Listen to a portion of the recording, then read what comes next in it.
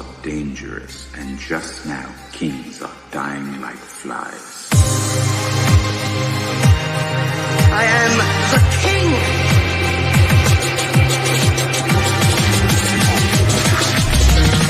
Fuck the king.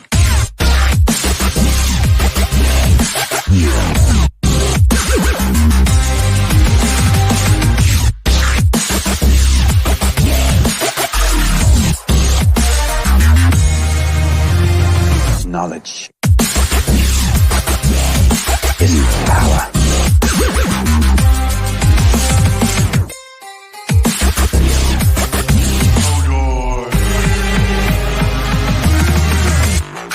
Joffrey, Cersei, Walder Frey.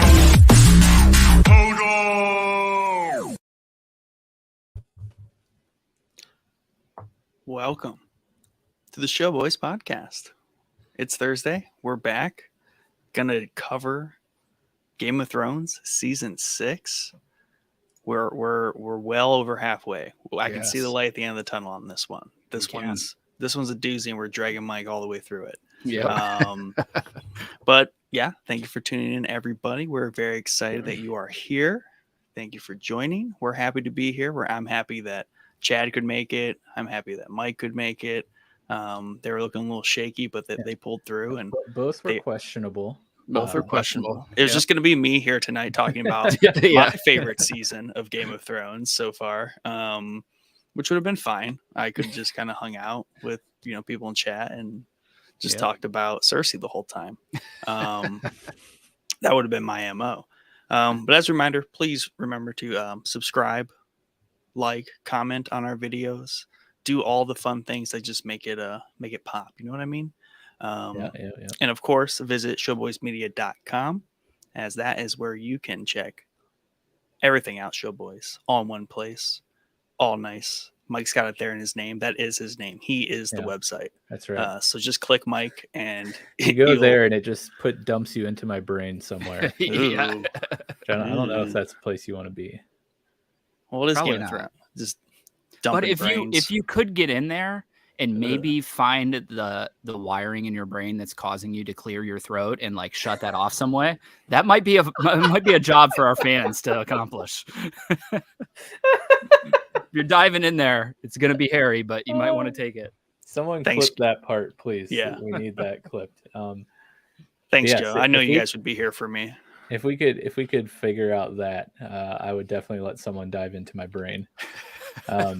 I like Joe saying the first comment tonight on the stream.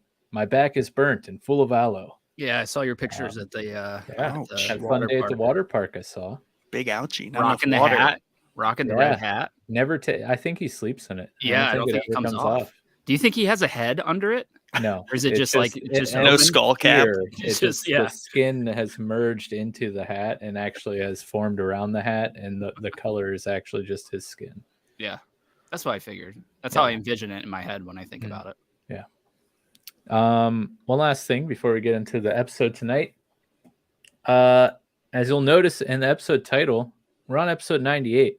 So we have 2 episodes until our milestone of episode 100, which still is kind of crazy. But I mean, really, if we count all the side things we do, we're probably at 150. Well past it, yeah. But this is the main series, episode 100. So we want to have some fun. We opened up a new channel in our Discord for some Q&A. So if you go in the EP 100 Q&A channel in our Discord, it's right under our general chat. You can ask us anything, and we'll answer it on episode 100.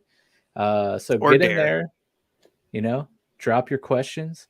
After this episode is over, comment on this YouTube video and ask us whatever you like, and we will try to answer it to the best of our abilities on episode 100. So you got 2 weeks. That'll be the first episode in August. Look at this guy looking at his desk calendar. August 4th.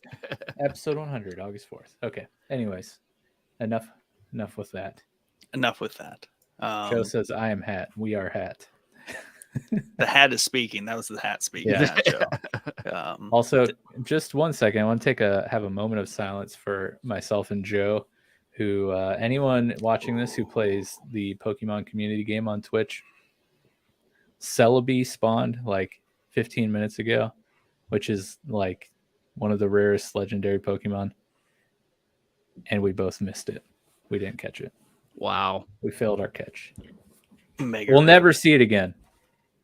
Maybe. What do you have to do to catch it? I just type Poke Catch and then whatever ball you want to use. I mean, it's literally just nothing. Really, It's just RNG. It's all RNG. Yeah. Oh yeah, I'm out because No I skill, never no catch skill. anything. Yeah, I never catch anything. Like the worst RNG cloud over me. All right. That's so- why you always play skill-based games. Exactly. yeah. Exactly. You don't want to be stuck in that RNG cloud. No, I got there in Destiny. The first Destiny man got me. Man, some people like they are just clear skies on the RNG thing. They really Like, are. They just Dude, they it's so get it. annoying. And It's that was like ridiculous. my whole group in Destiny. Like back in the day, I don't know if you guys ever played Destiny, but Oh, there yeah. was a did a lot. sniper called the Icebreaker that had like infinite ammo that constantly regenerated. And it was like one of the best snipers in the game in the beginning of the game. And everybody in my team had it, like everybody, and they were all using it. It sounds cool. It looks cool. They never had to pick up special ammo because it's regenning, and I could never get it, dude. I got it from Zur the last week that I played the game. Like he finally put it up for sale. I got it, and then I never used it because I was so like disenfranchised with the game that I was just like done. That's amazing. It was literally like 6 to 8 months of me trying to get this stupid sniper. And he was never selling it, and it never dropped for me. I have a tale like that. It was basically unfortunate. Naxxramas and Wrath of the Lich King running that weekly for months, right? Yeah. And it's 25 of us, and there's like 5 warriors, and like even when it did drop randomly, which was rare, You weren't. I the then one didn't get the like intra group role either. Right. So I was like the last one, and there's just way too many warriors in that group anyways. Right. But yeah, it took forever to get Armageddon, and by the time I got it, it was very short lived. It just Yeah. became like a memento piece at that Right. point. It's just like I got it, Yeah. clap, pat on the back. But yeah, let's dig into this and let's soft launch a newer format to our shows here, where we're going to kind of just cover some hot news right out the gate, but also some, just pressing topics. We're going to come to the table on Thursdays, each of us with a topic, whether it's a news article or just something trendy that we want to talk about and just kind of get off our chests. That's where we're going to start. Luckily, we have something really easy and really ties into what we're doing here. It's almost like we planned this, right? Yeah. Like, Right. Yeah. rewatching Game of worked out Thrones in well. preparation for House of the Dragon. I did not realize it's the Dragon. The dragon. I yeah. thought it was just House of Dragon. My bad. I messed that up really bad. Unbelievable. But HBO released, I believe it's like the first full trailer. It's This like a is the full first 2.5 legit minutes. trailer. Yeah. Yeah. We've gotten a couple teasers, but nothing this deep. Yeah. Do we want to float in the video or side panel it? Now, let's go side because we don't want to cover anything up potentially. Okay. Hold on. I gotta redo that. I was about to play no audio. That would. Oh yeah. But yeah, we discontinued the newscast, our bi-weekly Monday podcast where we would talk about the current news and rumors and stuff. So like Nick said, we're just gonna merge this into our Thursday shows, and tonight we're gonna get to watch this spicy new trailer. Let's go. Is afoot. Official trailer. Sorry, audio only listeners. Love this. The throne looks a lot more like it does in the actual books, which is cool. And I heard the sound of thundering hooves, splintering shields and ringing swords. And I placed my hand upon the Iron Throne. Love this. He's getting cut by the throne, if you can tell there. I consider World that building. urgent, that of your succession. who else would have a claim? The firstborn child. That is a rad helmet. Yeah, it looks a lot like Rhaegar's armor. Daemon I think it's Targaryen. probably the same armor, just later in the timeline. My daughter.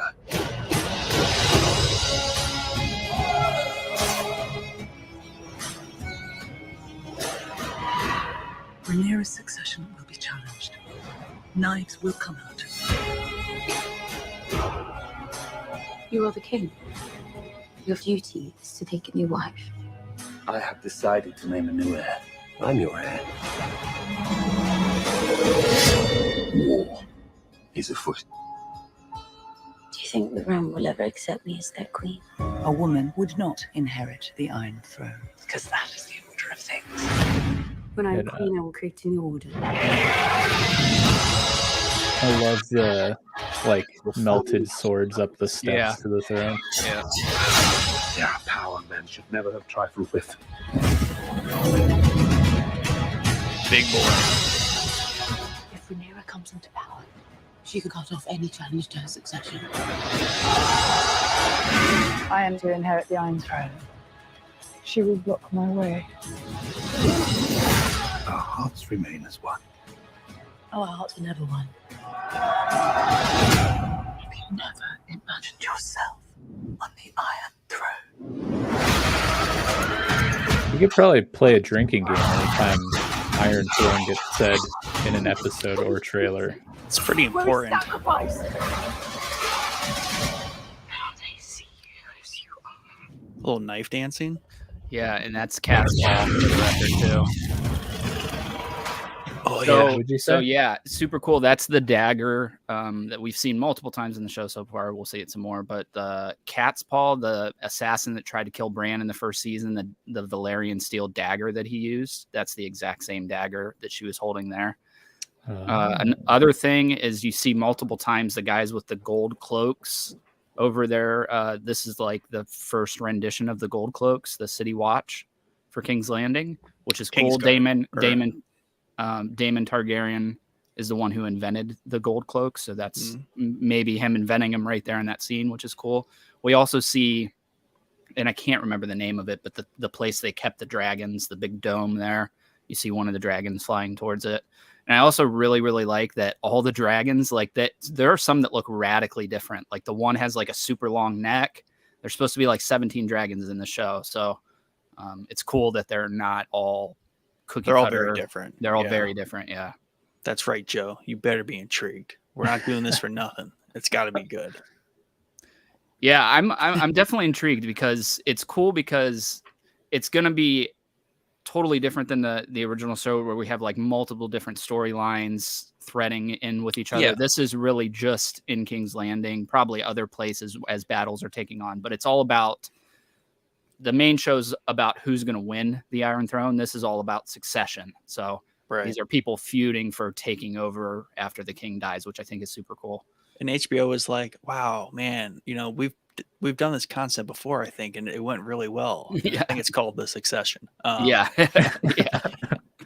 It's just over a business and not the Iron Throne. But I mean, that's an important note, Chad, and that's what I was thinking about too. I was like, we have to be very careful with our comparisons and expectations against like Game of Thrones, whereas like Game of Thrones, like this is not Game of Thrones. Like we don't have a name for this world, unfortunately. It's just like I just call it the Land of Fire and Ice. Right. But like there's Westeros, Essos. Game of Thrones is explicitly that series. Like this is House of Dragon. It should be it's completely separate, and it has a completely different derivative and thing it's getting at. So yeah, I'd be curious to see how long, and I don't think they've mentioned at all what the plan is for seasons of the show, because if you look at, I think there are 7 current Game of Thrones books out right now. I might be wrong on that, give or take a few. This only has 1 book. Now, granted, it's a massive book. Like it's a pretty big book. I saw it at the library the other day, but only 1 book. So I'm curious if it's going to run multiple seasons or if it's just going to be a 1-season thing, or if they're trying to see how it's going to fare before dumping money into it. And we know that's not true because I read an article this week that said that HBO dumped like $30 million into a White Walker prequel pilot, just the pilot. They filmed it and everything, $30 million into this episode, and then shelved it because it wasn't good enough. I want to see that freaking episode so bad, dude. I hope they release it at some point in the future. Just like, here's what it was, didn't pan out. Like, why not? Was it not that it wasn't good enough? I read that it was like really good, but there's like just other reasons why they. No, I heard that. I think it might have been George R.R. Martin that said it, but somebody said that it doesn't transport you to this world like the original series and House of the Dragon does. Like something was off in it. Yeah. And it's hard because like even that big book that I have with all the histories and wars and stuff, there's very few pages in that book devoted to that time frame. So he hasn't even written that much about it. So I think that was the big hang up, is there's not a book to go off of. They're making it up as they go, basically. You know what I mean? We have like a couple pages here and there. That was like when they were created. Yeah, the first time they showed up. First time they came. Well, were created. Yeah, as we kind of learned here in season 6. Right. Yeah. I mean, that's just, even when I was listening to the histories and lore for season 6, like, and I love how those get better every time animation wise. It's just, they just get more captivating. But that's just like a completely different world at that point, thousands of years ago. We're very magical. It would be, that's where I think they could play around with, if they wanted to really stretch the IP, like play around with different formats of shows. Like I said, I don't know what I say, a wildling comedy, like that would just be ridiculous. But I mean, there's it would be ridiculous, but it could work. There's like 7 different shows in the making right now. Like working their way towards release, including stuff we talked about before. But one of them is like they're all set through different time frames, which is cool. You can look them all up. They're all super interesting sounding. Now, granted, maybe 1 or 2 of them will probably get actually picked up for a series, but those history and lore videos make me more excited for the animated thing they're talking about doing. Like I would love Game of Thrones animation of some sort. And I think Robert's Rebellion would be the perfect one to do. That would be really cool. You know what I mean?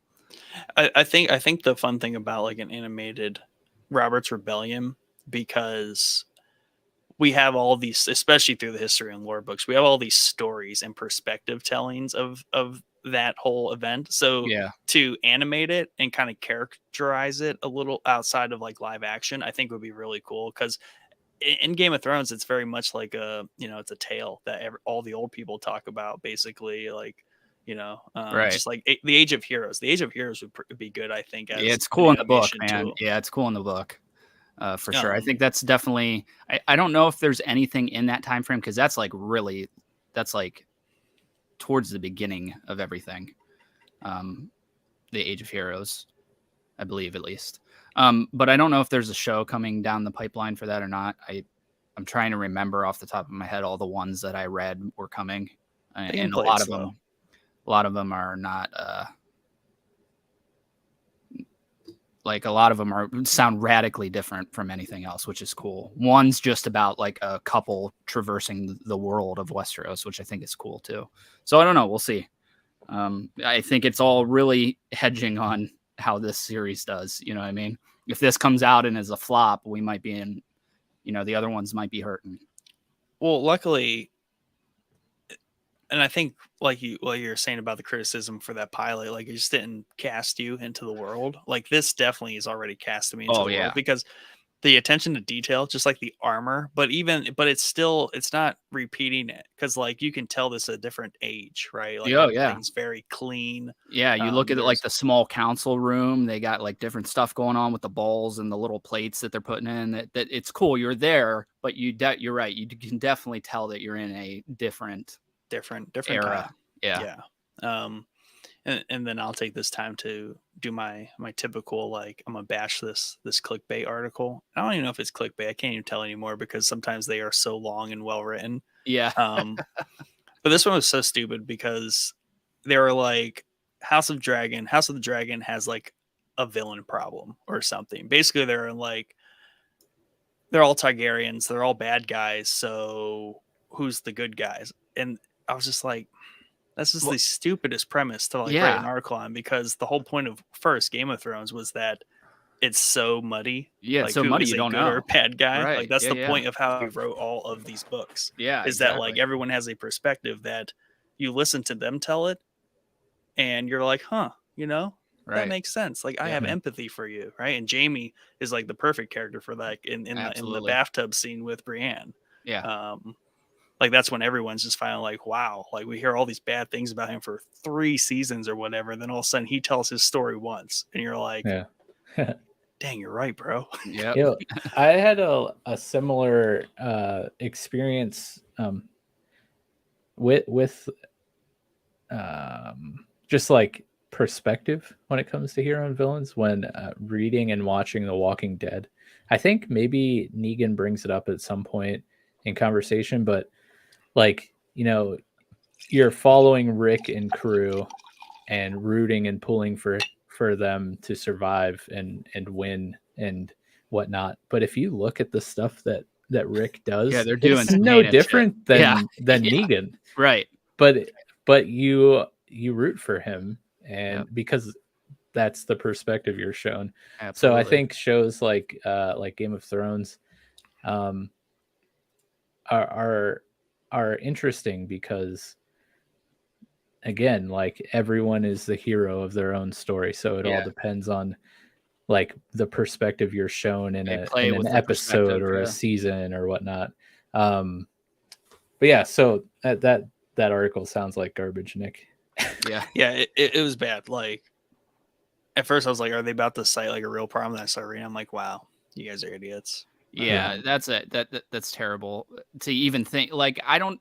Yeah, especially when you're talking like a show like this, dude. We don't need a bad guy and a good guy. We don't need that devotion. We need to see the story as it panned out, and we'll make our own choices on who's the villain and who's the.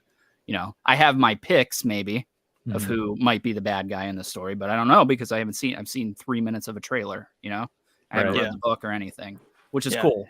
I thought about reading it. But I don't. The fact that it's a complete story, right? Though, like that's the only book he intended to write about this. Yep. That makes me more likely. Like, it makes me want to read it just because I've seen the show now almost twice, and then the histories and lore. I just know so much about Game of Thrones. I feel like reading the Game of Thrones books is like a whole different endeavor, especially because they are not finished. Right. That's whereas the big hang up, whereas this is like a complete telling. Makes me more likely. Maybe I should start with this. I'm just primarily talking about with the show coming this. Like, I might as well just wait for the show because I don't want to ruin the show for myself. You know what I mean?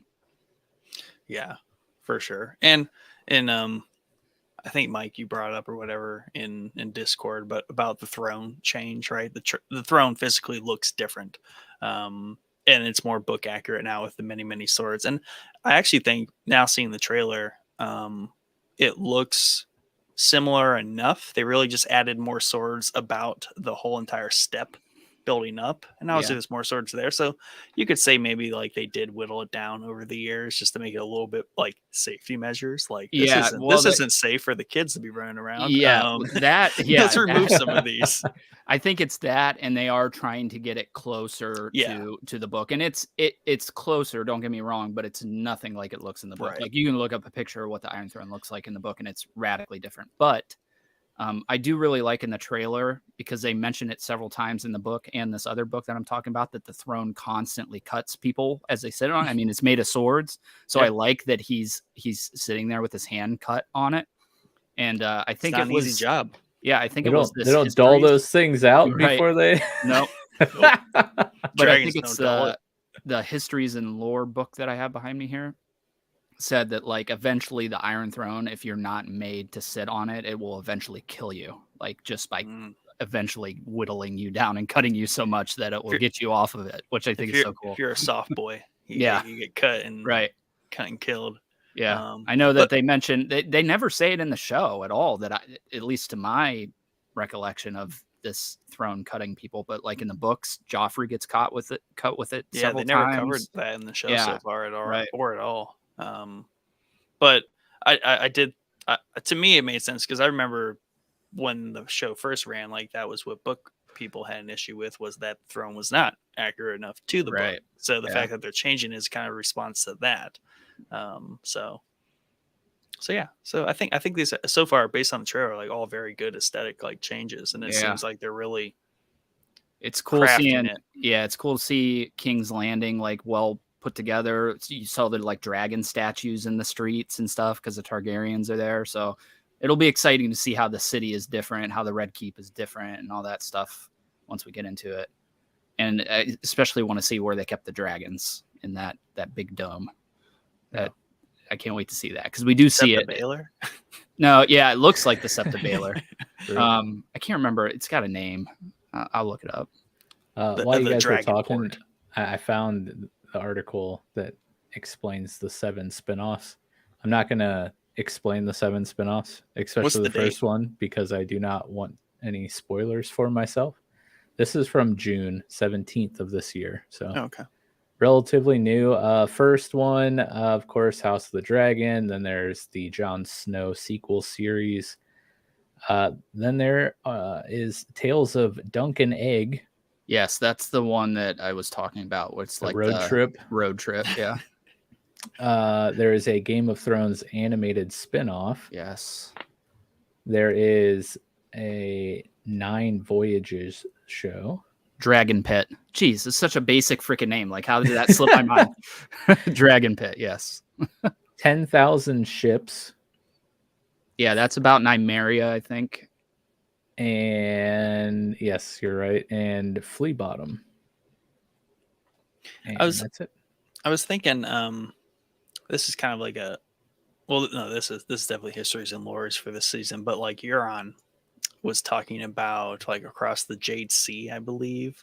There is basically the equivalent to like a Chinese or Asian type empire, right? Yes. That cities dwarf anything in Westeros. Like they've been around 1,000 years before even the Targaryens and all that stuff, but they're like lost to like myth and legend. And I was wondering, like, that would be a cool like Arya spin-off. Yeah, like that's where west she ends of up Westeros. going. Yeah, that would be so cool, dude. Yeah, the classic like California. Yeah. Then you get to Asia. So yeah, that's cool for sure. And what really piqued my interest in that is once again like the animation was bumped up for this season and the histories and lores, and it just had some cool imagery of like these very Asian like cities. Off beyond, like it's a merchant's haven, so very very similar to kind of how our Age of Exploration went here on Earth itself. So different cool stuff like that they could do. There's just so much, especially as you listen to those history and lores, which we highly recommend. Yes, for sure. They really just kind of put a lot of context to that, and I'll continue to talk about a couple of those this season because there's some great like ancillary character expositions in there. Like Sam's dad is insane. And then Blackfish, the Blackfish and Sam's dad were the takeaways for me on this season's histories and lore videos. Yeah, those two were crazy. I still need to listen to those. Oh, they're great, man. They're great. Joe says, so this is like episode 1 of Game of Thrones. Are you speaking of the House of the Dragon series? Is that what you're asking? Yeah, that's when that comment came in. So I think it's definitely he's referring to Star Wars. Yeah, he's referring to Star Wars episode 1. Yeah, technically this would be. Oh yeah, cleaner, more put together, more noble age, perhaps. Maybe more. I think this would be something to look forward to. More like built out combat scenes, right? And we saw a little bit of that in terms of just like the one-on-one fighting, like just full metal armor, and The Last Duel, great movie to go watch. It had some really good audio and combat. Trying to get Ridley Scott on the show with a comment like that. Yep. He might be the only person on planet Earth that said Last Duel, great movie. Really?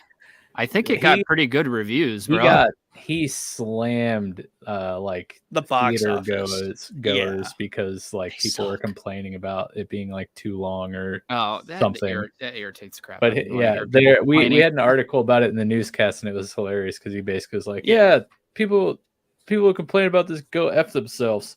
Oh yeah. That's like Ridley Scott. Yeah. And I will be honest, like I would have kind of been upset to watch that in the theater because those like really great moments of like audio visual like combat were very kind of few and far between, and like there is some lulls in it where it's like There is, yeah. I watched like probably the first half of it.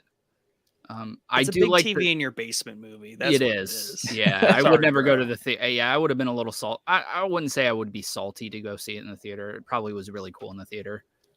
But I can see why people would complain. It is a slower movie and a much longer movie than most movies that come out nowadays. It's this kind of movie where like you're walking out of it and you're like, well, that was interesting. Or, you know what I mean? Yeah. Like, it's like, it wouldn't be the first thing I would go watch in a theater. Right. Yeah. Especially we've been diluted by Marvel movies. Yeah, true. So, Nick, you can look up, there's history and lore videos where they separate. I don't know if they're separating stuff from all the other ones and putting them together or if they're separate ones, but there's a Robert's Rebellion one that has all stories from that time frame, which is really, really cool. Last season 5 histories and lore, there was like the last 30 minutes of it was just everyone telling their retelling of, it was the Dance of Dragons. I want to listen to that one. Yeah, it was like 30 minutes long. So I was like, the last like time marker was a half hour before the end, and it was just everybody talking about their version of the Dance of Dragons, and I was which is the House of Dragon, which is what we're about to watch. So as soon as I started to hear that, I was like being a little like trying not to listen too closely because I don't want to like know everything going into it. But yeah, you can look up I love the Robert's Rebellion one. Like it's super cool. It's just a bunch of stories from that time frame. They got to do it sometime, especially with the flashbacks that Bran hits in this season. Yes. Yeah. So on that note, let's actually dig into the topic tonight, and that would be season 6. Now, with some just quick shout outs from the Discord and Answer the Boys. I know this seems to be Joe's favorite season because he says best season to rewatch. And he said Lady Mormont is amazing. Sorry, Rickon. So much happens. Hodor.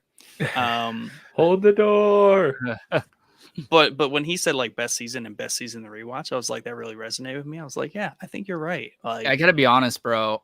I think I agree with you. I'm not gonna give it best season right away. Definitely best season to rewatch. And I have a lot of opinions on why I think that we'll kind of divulge as we go through. Yeah. But Bios has been looking forward to this episode for weeks. Indeed. And Mike spoiled the show for Dad the Cap. Yes. This is what I said that spoiled the show, apparently. Shockingly, I did watch season 6 and have thoughts about it. Coming off of season 5, you were kind of on the fence. We thought we lost you. Yeah, well, I thought I lost Jon Snow, and it turns out I didn't. So all is redeemed. Yeah. So where you land on this season as far as all the other ones? Where's this rank for you? Tell us, Mike. Is this the Great Redemption? Yeah, definitely. Yes. I think not just for me, but for a lot of characters in the show too. And I think that's why I enjoyed this one so much is like finally people got some like long deserved payoff to, long struggles and conflicts. But I think I say this every episode is like, this season is probably my favorite. Right. Yeah. This season probably is my favorite so far. Yeah. Yeah. It's just the closure and redemption things that we saw come to pass for characters like Sansa and Jon, and even though I dislike Cersei, but like she got what she wanted. Yeah. There's just like a lot of things finally coming to pass for people, which felt good, except Cersei. Like I didn't like that part. It's so funny you use those words. It felt good. It felt good, yeah, because she says that multiple why do we times, do things, Mike? Because it feels good. Because it feels yeah. good. I will. I'll be honest with you. I did not realize until rewatching this season how much crap happens in the season. Big crap happens in the season. We get multiple characters come back to life. We get half the. Yeah, we get the Hound back. Oh yeah. Let's not forget. He didn't die though. Yeah, but I mean, Mike, Mike you thought he did. was dead. Yeah, I mean, they left Everybody him to did. die. Yeah, Right? yeah. That's yeah. I think everybody thought the Hound was dead, so him coming back was super cool. Jon Snow obviously is the other one. Can I just say, by the way, when the dude's like, "Oh, must have been a big dude who took you down," he's like, "No, it was a girl." Yeah, it was a girl. Yeah. I love that dude. I'm sad that we didn't get to see more of him. He plays Swearingen in Deadwood, which is a awesome character. Yeah, absolutely he's awesome. in a lot of things. I need to watch Deadwood. Oh, dude, he's for about 3 minutes approximately. Yeah, he's so good in Deadwood. He's like one of the greatest HBO characters ever. I mean, also it's just hitching on that a little bit. The cold open, like just late mid-season, like just cold open with he's back, right? And it's also like this very surreal. He's like settled down. He's changed his life. He's helping build a church. It's just great. It was a great cold open for him. Yeah, it really is. It's one of the best, and this show has several really good cold opens, and it's definitely up there at the top. I really personally, and we talked about it last. I really enjoyed Tywin melting down ice and making the two swords. I think that's one of the cooler cold openings. That was awesome. Like the final cherry on top of the war with the Starks to start season 4 is really cool. But yeah, the Hound one's cool. He's like carrying the log by himself. The tree, the tree by himself. The log, exactly. Yeah, the mature sapling. But yeah, I mean, what I really took away from rewatching this season is this is obviously notably this is where we're away from the books. We're getting away from the books officially because this is that why I liked it so much and why good things actually happened.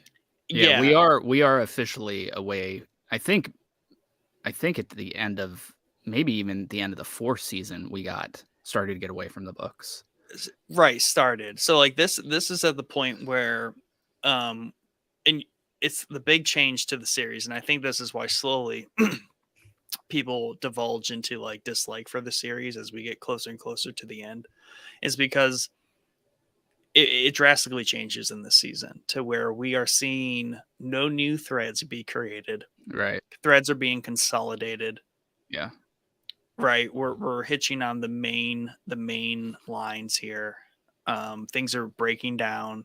Things are definitively ending. Right. I mean, doesn't that happen at the end of stories though? Yes. Yeah, exactly. And that's why even on the rewatch here, I'm not even one of those detractors that says like the show sucked at the end. Like I liked it and I approve of it. And even on the rewatch, I'm like, it all makes sense. Now, obviously, if there was, the last book written, right? He's going to have to write it somehow where it all ends, right? So maybe. And I'm curious, hate his last book because it all just kind of ends. And I'm curious why if that's why this is taking so long to get this book out. He is reacting to the reaction to the show, which was probably the way that he was going to end it. And now he's like, okay, well, everybody hated that. So maybe I should totally do something different. And because it's been 10 years since he wrote this book, bro. Like, I mean, I could write a book in 10 years, dude. Come on. Good. Yeah, for sure. Well, I think he's a good one to ignore the opinions, right? Like that and really stick to what he wants to do. Yeah. But the way he writes, he does so many revisions and like redoes things. I think he might actually have an issue with the fact that by season 4 there is so much going on. There is no unjarring way to wind this ball of yarn down. Yeah, right. You know what I mean? Because essentially there is so much going on by season 4 that it should be a 20 season show. Yeah. Right? Yeah, absolutely. But instead, we have like 30 seasons of Grey's Anatomy. Yeah, right. Exactly. Yeah, right. So at some point, you just have to start like dialing in on what matters. And that's what the showrunners did in season 6 here. Like they started dialing in on like, it's in the art right here. Who are our 3 people? Like who's sitting on the thrones right now? Who are the kings? Who are the queens? Yeah. Right. And figuring out what's the main focal points we've been watching this whole time? And they dialed in on it. They started trimming the fat, and they were like, we need to end this. And there's just no unjarring way to go about that. Yeah, on a show this big. I agree with you. I think the big issue for these final 2 seasons coming up is that we didn't get full episode runs of these seasons, and it can seem like they're going way too fast through all this crap, including people traveling through the world and smaller things that you'll pick up. But They it's didn't like have to put Varys on that freaking boat, man. Yeah. Like that was just unnecessary. Right. So it's just I think that's the big hang up for me is like this needed to be 8. If you're doing 8 seasons, it needed to be 8 full seasons to tell this entire story. You could have made the ending much, much better by just giving it more time to breathe and more time to tell what's going on here. You know what I mean? Especially for people that have been watching the show live from the beginning that have forgotten things that happened in season, 1 through 4 that are abundantly clear. So I think that's the big hang up. I think it's really on HBO's shoulder. Like they should have been like, here, dude, we're just going to wait until you put this book out. We're going to put Game of Thrones on a hold. We're just going to wait. We were under the impression that you were going to have this book out by the time we got here. Yeah. So that would have been the right way to do it. That being said, I think that I might love the 8th season the more that I think about it.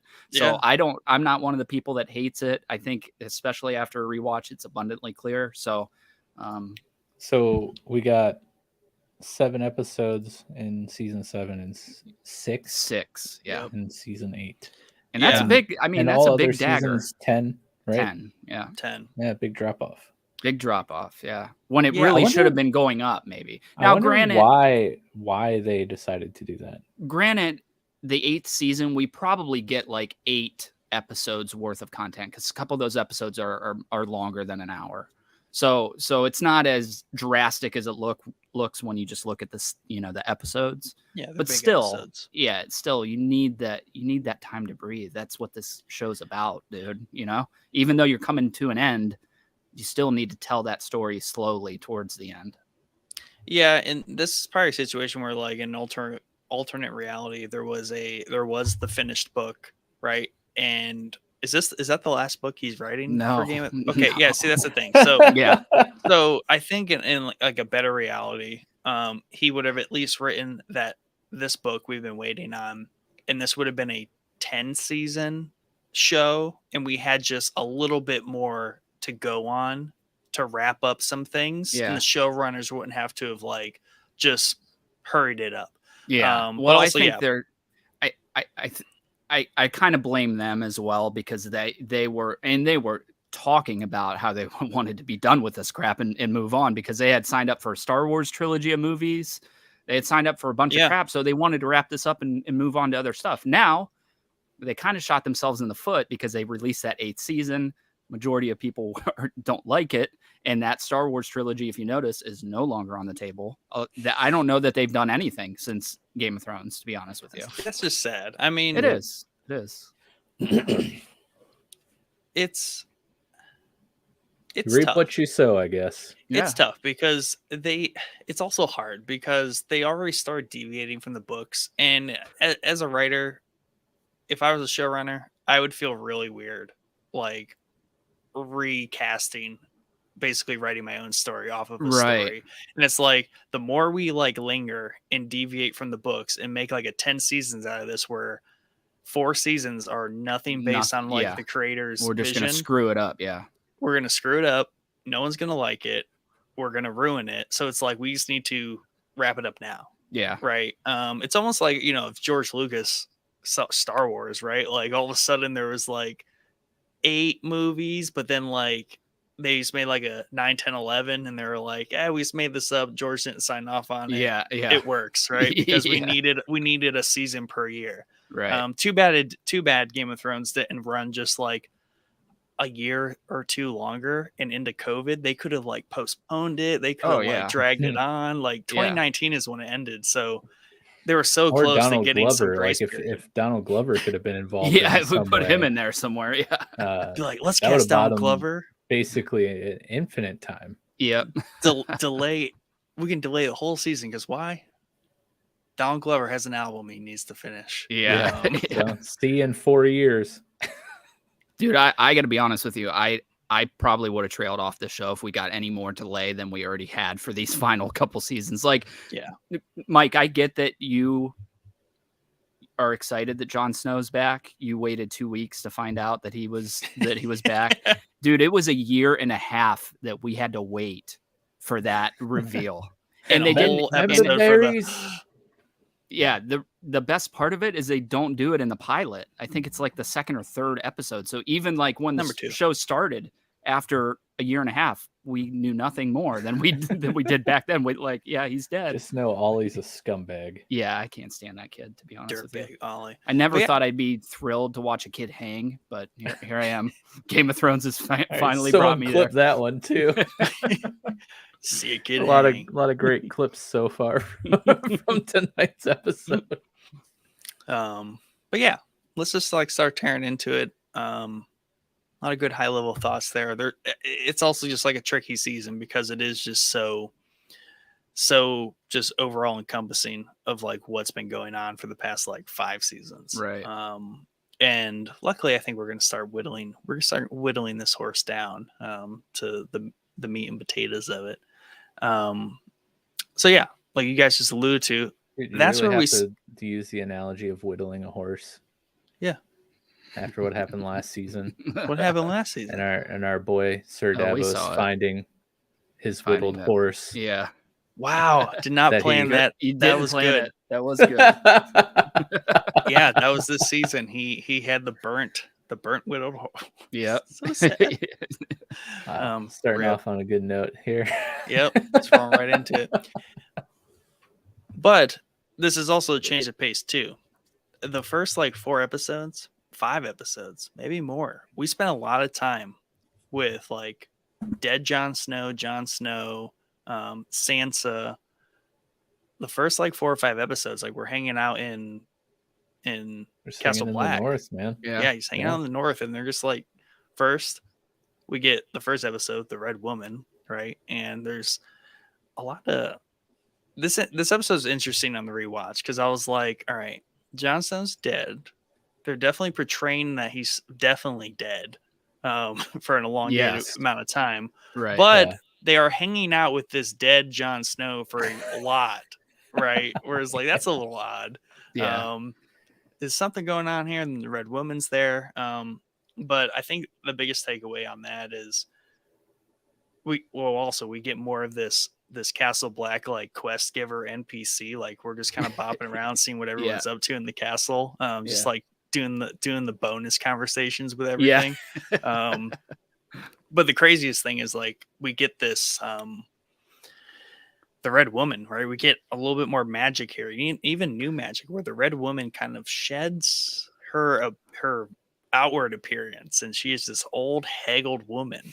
Dude, I gotta be honest, man. I freaking love this. I think that's so cool. To be honest with you, it's cool in that like I was like, I forgot this completely happened, and then I was like, this just gives me so much more wonder and like mystery to this whole entire like religion and what's going on here, because it's this thing that they just show and like use plot points, but they never give you anything more on it. No, never. Like what's going on here? And it's interesting because we see another Red Woman later in the season that has the same necklace. So I really like the idea, just to think like, do they do that because they transform into these like beautiful women, and that's how they're like the most effective at doing, you know what I mean? They can get the job done. Yeah, they can get the job done. Like nobody's gonna bang the old hag to get the shadow demon, you know. But all these kings, they want a nice woman in red, right? Yeah, so I think it's super cool. I love that when she takes a necklace off, it's like lighting up red as she's taking it off. It's just I thought it was so cool, and it's a cool twist. You know what I mean? That she's like this ancient witch or whatever, you know. And later, and this is even like all the way toward the end when Jon Snow is like, "Bye, bitch." She's like, "I've been ready to die for many years now," and then because we know she's like this haggled woman underneath, like she's basically kept alive through magic, at this point, Yeah. and like some sort of will to live. So just so much like mystery to these priestesses that probably needs another series to like kind of like To give us some more flesh it out. antidotes there and flesh it out. Yeah, I do like her kind of transition as a character in this season, though, because you can tell that she is like in a deep freaking depression after She's killing. defeated. Yeah, she's very defeated. So I really like that. I think that it needed really to be her to bring Jon Snow back because of the heinous shit she did in season 5 with Stannis and the daughter. So I think that played really well for me. Like, made me not hate her as much as I did ending that 5th season when she brought Jon back. Yeah. That being said, she's still a really screwed up character. You know what I mean? I just like the transition that she's not this confident witch that she was with Stannis, and she's like just hanging out in her room. She's like taking the necklace off, just laying in bed moping. Yeah. Big sad. Yeah. I mean, it's a good. It's well acted too. It's well written because her character breaks down. Like you see that in the last season because she's like, oh, maybe Stannis like isn't the guy. Like, Right. Whoops. And then there's the weird like lawyer conversation in the room with Davos and Jon Snow, and she's like, technically I didn't lie. I didn't lie. I was just wrong. Yeah, And she I was like, very wow. adamant. Like, Well, she's very adamant. Like, I didn't lie. I was just wrong. And I love that scene. I think it's cool. I think it's, she knows she screwed up, but she didn't do it on purpose. Like, I don't think she lied through all this stuff. And you can tell throughout the entire series, like all the stuff that she's thinking and doing, it's all happening. You know what I mean? Like, it's the only religion in the show that ever shows something happening from this stuff. You know what I mean? True. Well, minus the faceless, your favorite faceless people, whatever's going on there. But up until a certain point. Yeah. Yes. But yeah, good for now. Farewell to the Red Woman. Yes. And we got, and I just like the dosage we got of her. Like they didn't overly like lay into her character. She was really, like you said, this moping character, just kind of like, at least she showed that she was like legitimately sad and not proud that she like burned a little girl at a stake. And like, I'm literally the cause of an entire family's death. Right. Whoops. Yeah. I will say I'm glad that I got worried when Sir Davos found the horse, because obviously he knew right away that the Lady in Red convinced Stannis to do that. And I was going to be so annoyed if we got some like teen angst drama right before a big battle. He's like, oh, I'm not going to help. Or like, Yeah. So I'm so glad Saves that he's just like, wow, this sucks. And I'm furious. But we kind of have bigger issue on our hands right now. I'll deal with this later. Yeah. Because a lot of shows would take that and be like, oh, let's have a spicy dramatic moment right during before a super important pivotal storyline unfolds, and those shows annoy the crap out of me, so I'm glad that didn't happen. That's not this show. Yes. No, definitely not.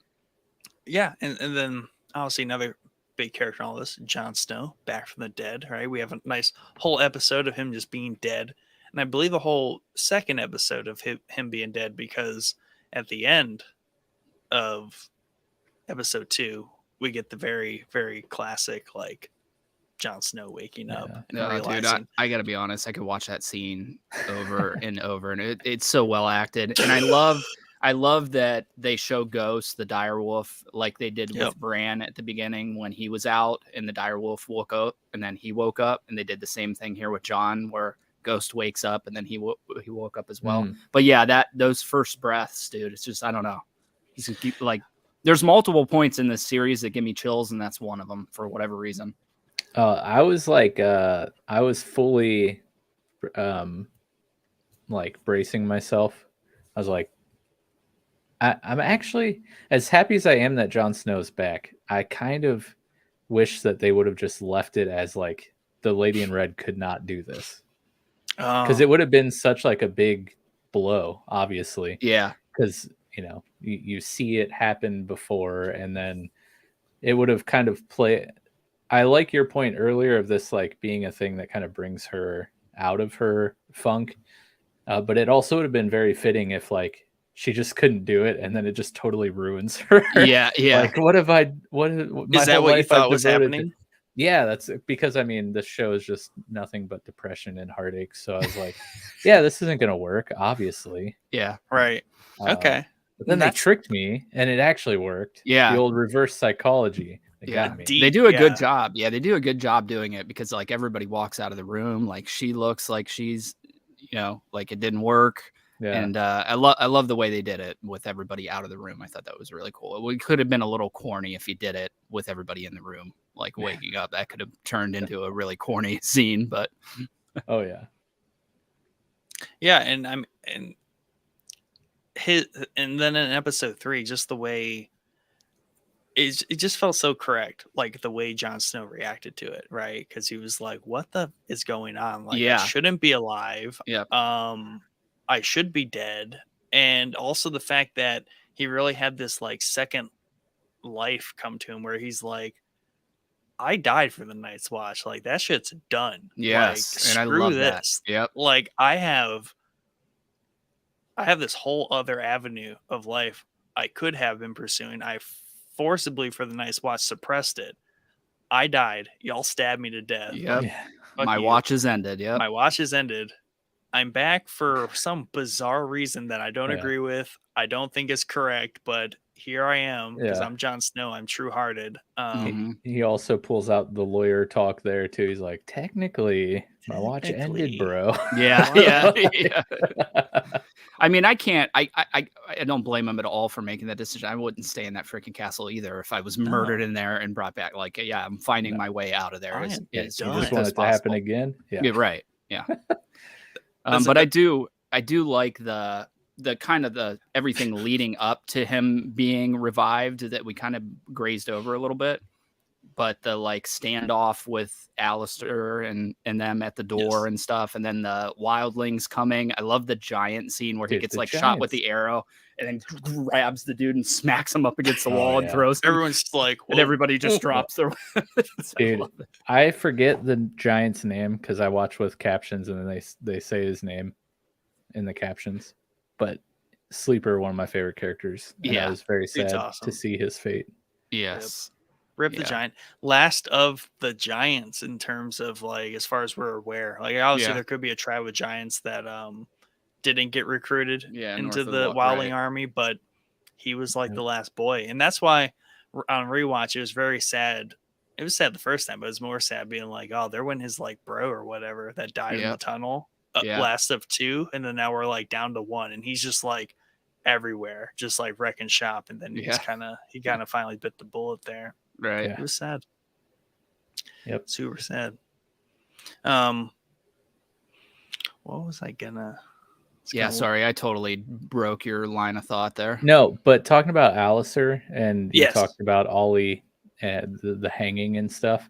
I love Alistair as a character. Like, the dude is so true to himself and his beliefs. Because what was the quote that I sent you, Nick?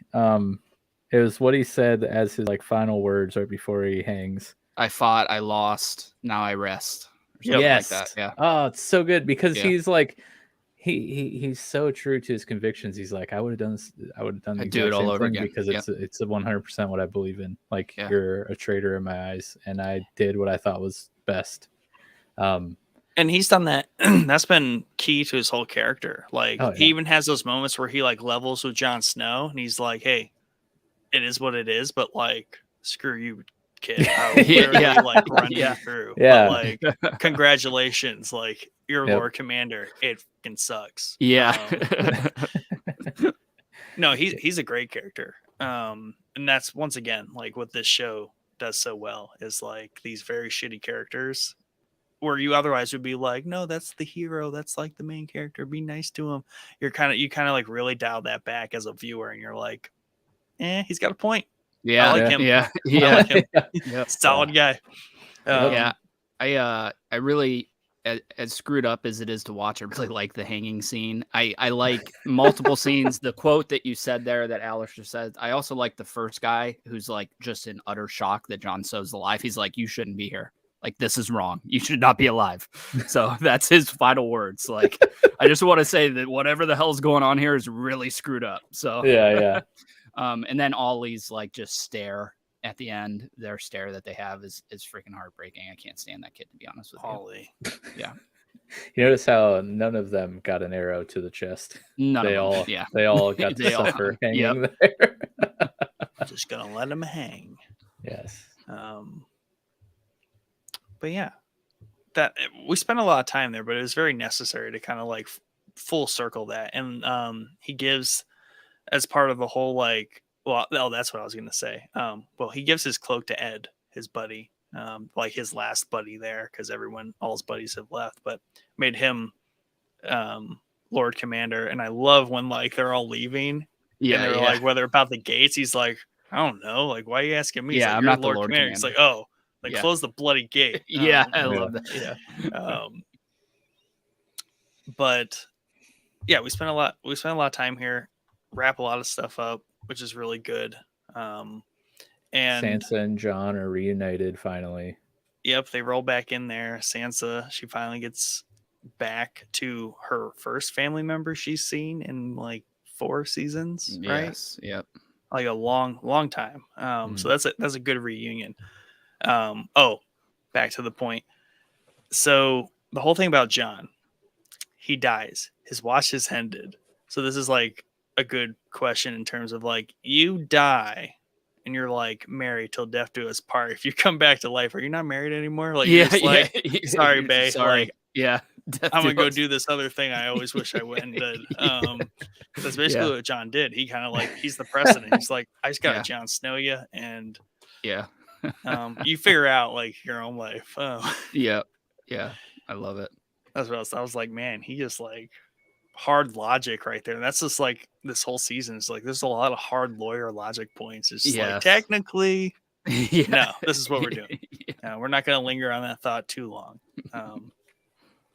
But yeah, Sansa, she's finally brought back by Brienne, and Brienne has finally found like her like situation in the world, because she's been dying to fulfill Mother Stark's oath. Like, I'm going to protect your children. Yeah. And finally she found one of those children to protect, because she's been like stiff armed for like 3 seasons in terms of protecting the Stark children. Yeah.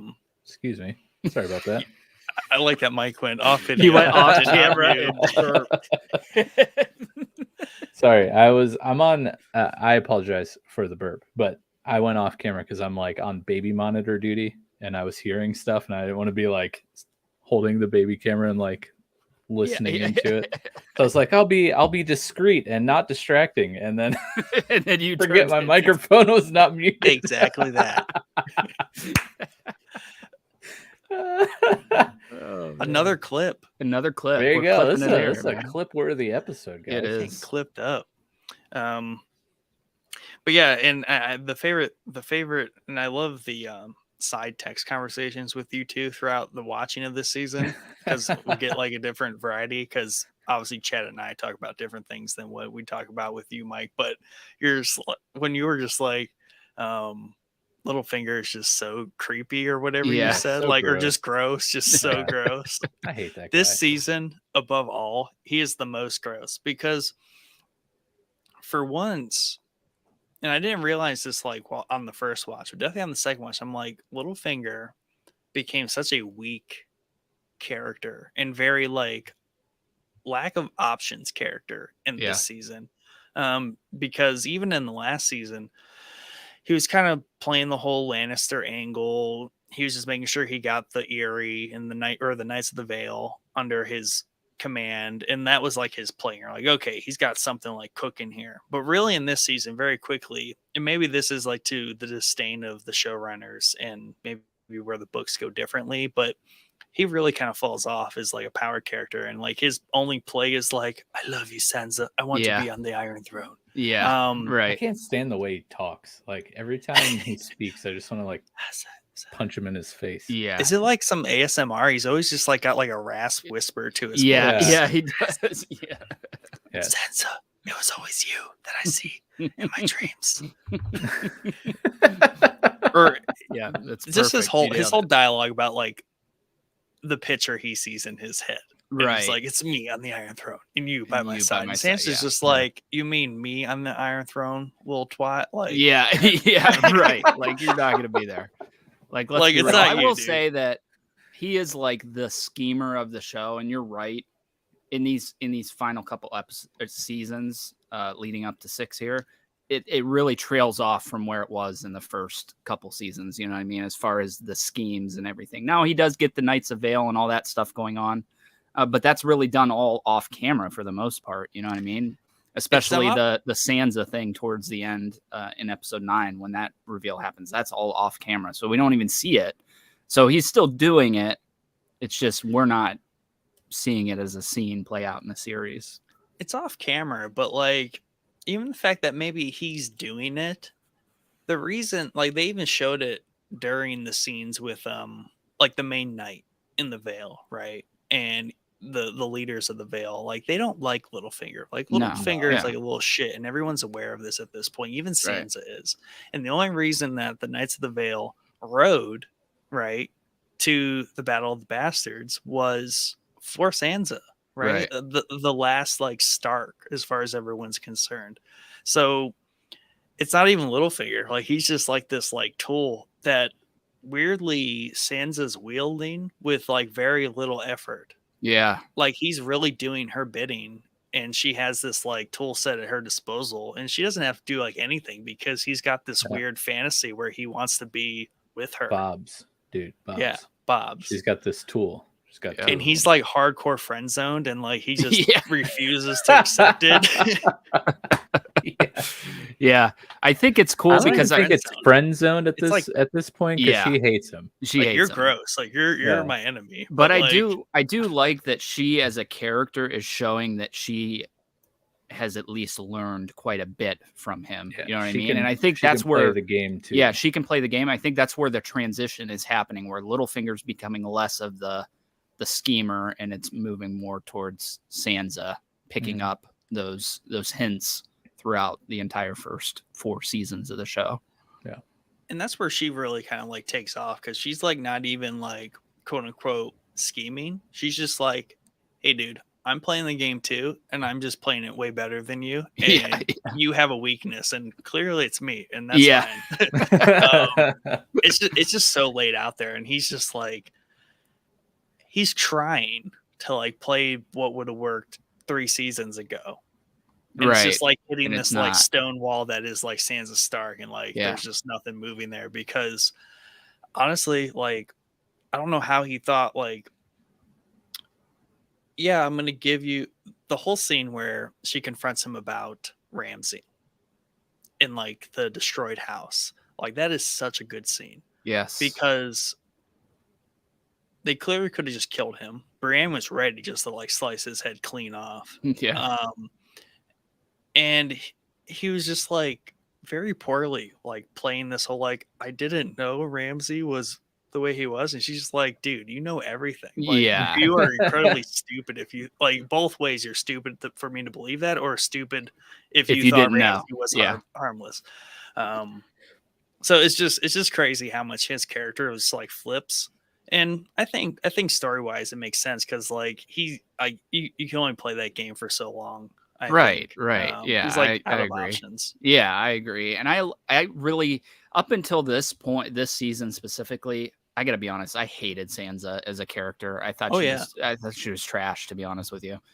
She just, and maybe it's because we just watch her get like just obliterated for 3-4 seasons, like just the worst crap that could ever happen to a human happens to this girl, and literally she does nothing. She does nothing about it.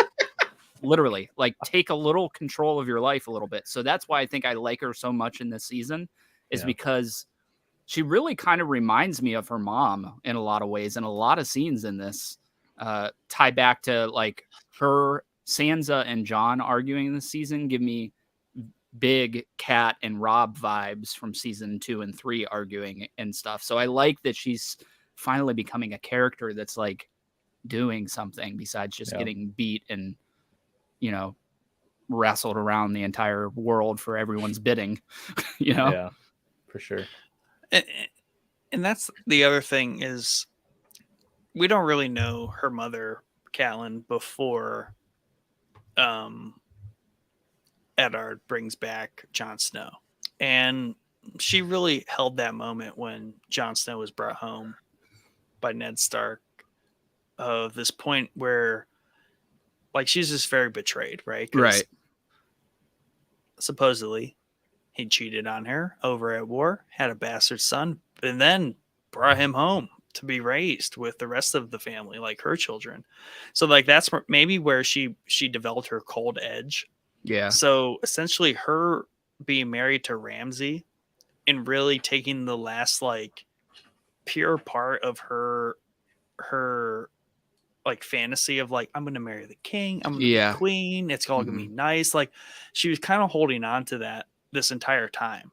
And then finally, when Littlefinger gives her away to Ramsay, just so willingly for one of his like weak ploys, that's stripped from her. Right. And like finally, that's like the trigger where she becomes so much like her mother. Yes. Like yeah, they have that's a good point. A cold, sharp edge to them at that point, and like nothing can hurt them after that.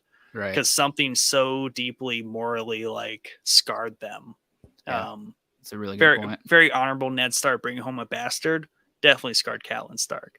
Being, I guess, on your wedding night, scarred. Technically. Yeah. Let's just call it rape. Raped by your husband. Occasions, and bruised and all that. Like that was hard scene in season 5, but then in season 6 here, like it's just all out there. And she just like has nothing really to lose, and she really owns it. And definitely the best, what is it?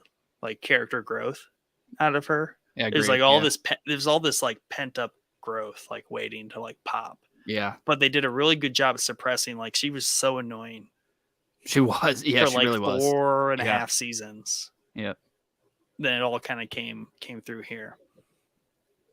Yeah, I agree. That's definitely a good point. Yeah, I just I just could not get the image of Kat out of my head watching some of these scenes for again, you know what I mean? She looks like her, she's acting like her, she's arguing like her. So I really like the way they did it in the season. Yeah. Yeah, she's so calculated. But once again, I mean, I forgot or didn't notice how like pathetic Littlefinger became. Yeah. And it's very fitting because honestly, he's not a very endearing character. I'll stand with Mike on that one. Like that dude's gross. Like yeah. He doesn't have very many redeeming qualities. No. Early on, he had like a lot of cool, valid, like quippy points. But like at this point, like, dude, like just go die. Yeah, like we're done with your crap, bro. So let's see here. That generally, I like how we sit on characters and like walk them all the way through. Yeah. So what's next? We get the battle. Well, I think before that, we should jump over to Bran. Yeah. Because at this point, we've been getting, compared to the last couple seasons, way more Bran action. Because we have sitting with the three-eyed raven Just tripping in the tree, just tripping balls. Yeah. Looking at visions. Touching roots and just tripping. Yeah, and unlike like a typical teacher where they're like, hey, we're gonna sit all the way through to the end of this lesson, you're just gonna like forget half of it because it was too long. He's like, I'm just gonna cut it short and like we're gonna touch that later. And Brad's like, what? Like I love this scene. So this scene at I think it's the Tower of Joy, the flashback they go back to. Yeah. I love this because we see Arthur Dayne, which we've heard a couple times throughout the series as being one of the best swordsmen ever. He fights with 2 swords, which is super cool. And I love the freaking casting of young Ned here. Dude, it's like exactly startling. Like Dude, it's startling. Yeah. It's bizarre. Like that's what like young like awkward, ugly Ned looked like. Yes. Like they did such a good job. And opposed to the very like matured, fathered, right. old Ned. Like Yeah. it's nuts. Yeah. So I love that fight scene. I think it's super cool. We rarely get fight scenes like that, so that's probably why it's so cool. I did pick up this time, my 6th time watching this show, that he's wearing the same armor that Jon Snow wears at the Battle of the Bastards, literally identical. So that's cool. But yeah, I love that they cut this short because this is a big pivotal point in this season. What is in this tower? And I love that he's just like, nah, bro, like we're going to stop it here and we'll talk about it later. So I love that. I also like that they play with Bran running up to the stairs and being like, father. And he like turns around and he's like, he heard me. He's like, maybe. Time is a circle, dude. Yeah. Like I am so committed to this idea. Like, it's a record player. Yep. And wherever you want to drop the needle, like time is just continuously existing simultaneously in our lives, and wherever you drop that needle, it's happening. And that's what the Three-Eyed Raven is doing. Like he's just dropping that needle on a different part of the record and playing that memory. And it's so cool. And I also like that while we want to know what's in the tower, the fight scene in this is really what's the most important thing, because this is our first hint that maybe Ned isn't as honorable as we all think that he is, because he has told the story that he defeated Arthur Dayne in combat. And we see in this scene here that Mira's father stabs him in the back, which is like a super dishonorable move, obviously. So he's been lying about that. So that's a nice little, like my classic, put a pin in that for later, because we're gonna get back to that. But I just love the little threads that they're going with Bran here throughout the season. Yeah, and the other thing I liked about that was this is a different Ned than we were used to. This is a wartime Ned, right? He was trying to get his sister back, and that's the only thing he cared about. And it's kind of like what you become when you become so driven to get after something. And you could tell when he rolled up there, like it's not the same honorable Ned that we knew. And it's very likely like it made sense that he was stepping out of that character. And it's like, like that's something any of us would have just kind of maybe glossed over a little bit and just tweaked that story a little bit, because why? There was only like 2 people that witnessed it, and they're all survived. Dead. Yeah, they're dead. Yeah, right. So I'm just gonna adjust this story just a little bit. It's a good point, because it's the end of Robert's Rebellion, right? We know that the king is dead. Jaime stabbed the king, the Mad King. We know that Rhaegar is dead. Robert killed Rhaegar. He says it. Your prince is laying in the ground, or whatever he says. So he's trying to get that tipping point. So I think it makes perfect sense that he's like, here, all bets are off, man. Like, screw honor. I want my sister back. That's what this whole thing is about. We're here. I'm pretty sure she's up in that tower, because I don't know why you guys, the best swordsmen in the army, would be standing at this random tower in Dorne.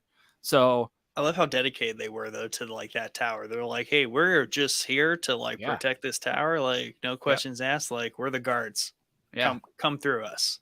Yeah, and they don't even like flinch when they hear that Rhaegar's dead. They're like, our prince wanted us here, so like, is what it is. It's like, what does that matter? Like, the orders are, we are to guard this tower, and we're going to kill you.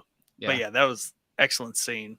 Love it. Yep. Even though I said that I would like to see an animated Robert's Rebellion, I would definitely take that guy playing Ned in a Robert's Rebellion live action thing, because dude, he's great, man. He looks like him, he talks like him, he moves like him. It's really eerie. Yeah, and I mean, even if like he was probably a little awkward and like probably not the main character of that story, because he wouldn't be. That's how that would be, because Ned during that time wasn't like this very like noble father figure. You know what I mean? So it makes sense that he would be this kind of awkward like side character. Yeah. It was just so well done. And even more upon that, right? Because we get that flashback, which is so critical to kind of like some backstory there. We get also these scenes of Winterfell, like back in the day, where we get just like all these characters we haven't really talked about in seasons. And Bran's like really infatuated with the fact that like obviously he can't walk, like his life kind of sucks, and all of a sudden he can like walk around and he's back like home. having this genuine like Yeah. smile that he's just like witnessing like his elders, his family, his home, just like in this very like nice time, His right? Seemingly Hodor. nice time. So he has a big case of the member berries Yeah.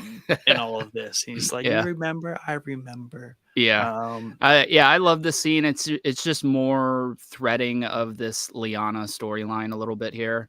I do really like that we see young Ned and young Benjen kind of training. Yep. And one of the lines that Ned says to Benjen is, keep your shield up or I'll ring your head like a bell. And I think it's really cool that I think it was like 3rd season. Jon Snow said the same thing to Ollie.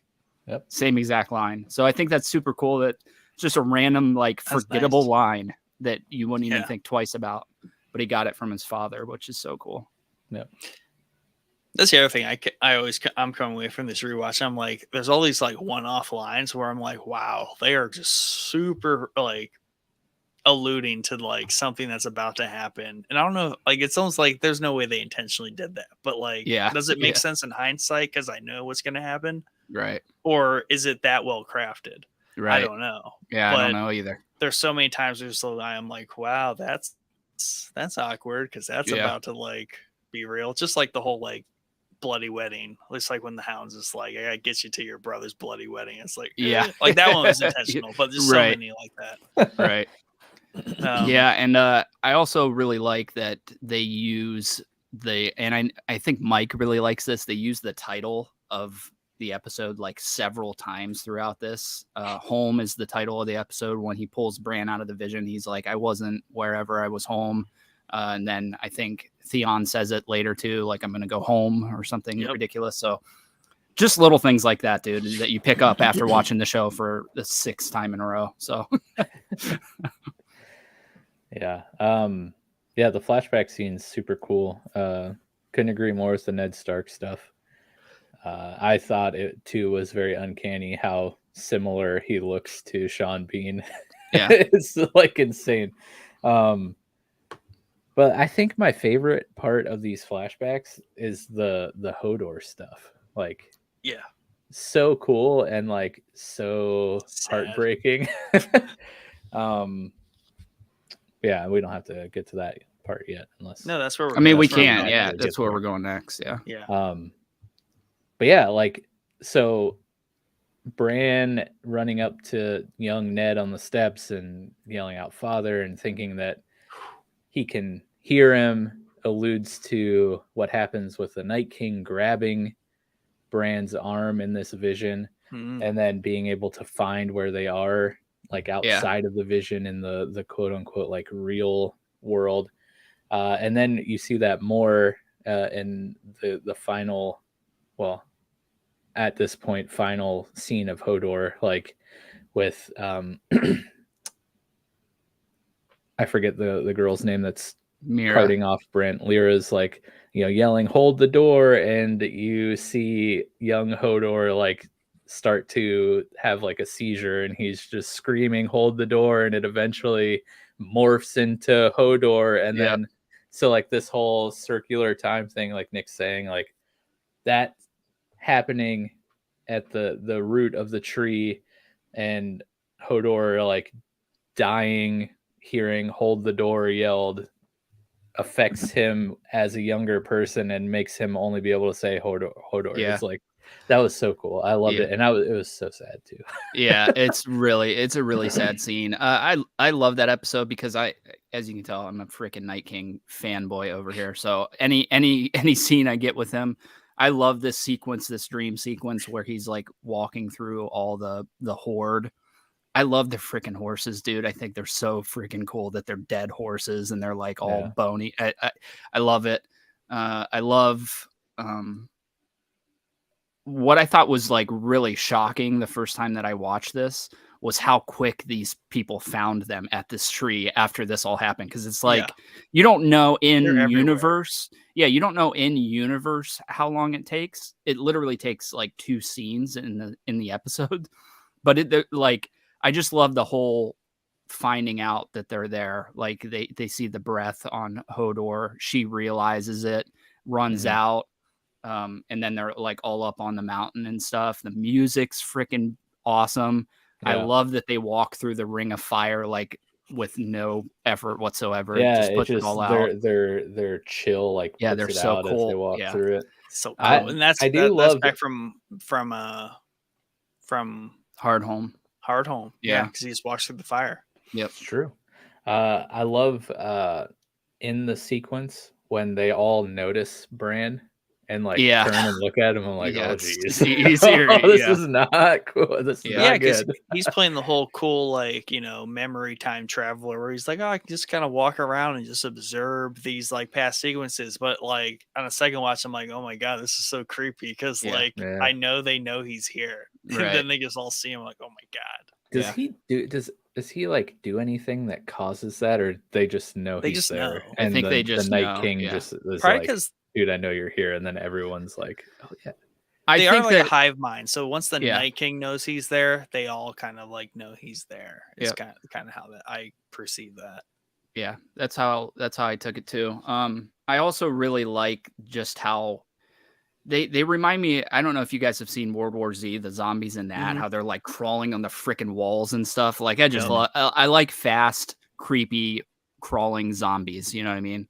I don't like the Night of the Living Dead. If they would have made them like those, I would have hated it. But I just love watching them like go up over the tree and stuff. Hot take. My big hang up though with this whole Bran storyline, aesthetically at least, is the Children of the Forest redesign that we get. I think the original design of the Children of the Forest from season 4, I think when Bran gets to the tree, the little girl, I think that is what they should have stuck with. I don't know what the hell they were thinking with these green alien looking Children of the Forest. I don't even remember. Man, I you have to look that up. What season 4 was. It's the scene where they're running to the tree and Jojen gets stabbed over and over with the zombie, and there's that like little blonde girl. The zombie just like yeah. So I wish they would have stuck with that. I just don't like the design of these new Children of the Forest. I don't know. It looks like something from, I don't know, Battlestar Galactica or some ridiculous crap, Yeah, true. Yeah, the Earth 2. Have you guys ever watched the show Earth 2? No. No, like but I'm looking at the picture of the girl from season 4, and it looks way cooler. Yeah, they definitely should have stuck with that. I think that's just like, well, they're all children technically. So I was just gonna say, you think that's just like a young version? Maybe, yeah, could be. And then she turns into this weird alien creep. Yeah. So can we talk about the creation of the White Walkers? Yes. Does that ever get revisited? Yeah. And touched on? Let's talk about it. Yeah, so in the lore, a little bit expanded, but also they show it very well in here. So do you want to know about that? Is that what you're asking? Yes. So essentially the first men came over across the narrow sea and they're like, hey, this place looks nice. We're going to cut down all these trees. And the Children of the Forest were like, nah, don't do that. Lots of war, lots of fighting. So the Children of the Forest created the White Walkers to basically use the first men's numbers against them. Because they're like, oh, we can just turn them into something that kills themselves. Perfect. Right. That's where it kind of got out of hand. Basically, the Children of the Forest were like, whoops, we that escalated up. Quickly. That escalated quickly. Classic, like, unleash the plague upon the planet. Yeah. Dude, honestly, that reminds me, like, one time when I was, first living out on my own, ran out of dishwasher soap. Okay. Whoa. Put dish soap in the dishwasher. Oh yeah, poor choice. That is literally real life what happened with the Children of the Forest and the White Walkers. Because I walked back into my kitchen and there's soap everywhere. They put Dawn in the dishwasher is what they Yeah. did. The blue exactly connects exactly. to, like, Yep. they put Dawn in the dishwasher and they went whoopsie. So that kind of divulged into the fact that the First Men and then the Children of the Forest kind of like teamed up, and they were able to defeat them and cast them back into like nothingness. So the idea here is that the Children of the Forest have kind of dwindled and become myth. Men no longer acknowledge that any of this was real. Now the White Walkers are back, and nothing can really stop them. And that kind of sets the stage for where we're currently at. But yeah, Right. basically the White Walkers were a deterrent in the war between the First Men and the Children of the Yeah, Forest. it was Does their. it go It was into their. like how exactly they created them, other than just stabbing them? It was a with spell. obsidian. It's a spell with the dragon glass being plunged into the heart, and we hear a little bit more of that at the end of the Hodor stuff when we see another character that we probably totally forgot about come back Old in Benny. Benjen. Yep. And not Ben sure Dog. really what's going on there. He was like, It's like can't half remember. dead. He's like half dead. But they said that they stopped the magic from taking hold by plunging dragon glass into his heart. So he's like Yeah. half White Walker. Yeah, half. because where were they going? Where he was like, I like the dead can't go there. Oh, The wall. The wall. It Yeah. has like the magic Yep. that prevents the dead, and he's like, literally can't go. Sorry. Right. bro." Yeah. Sorry, bro. Just gonna leave you by this tree. Just Can't go with you Yeah. guys. Sorry. trip balls a little bit more. I gotta go. Yeah. He has a very intense forehead, Benjen. Yes. Like he's got like one of the most intense foreheads I've ever seen on a human. I Yeah. think. As soon as I saw this, Yeah. like, oh, you were Benjen's like, back. hey, Okay. Benjen.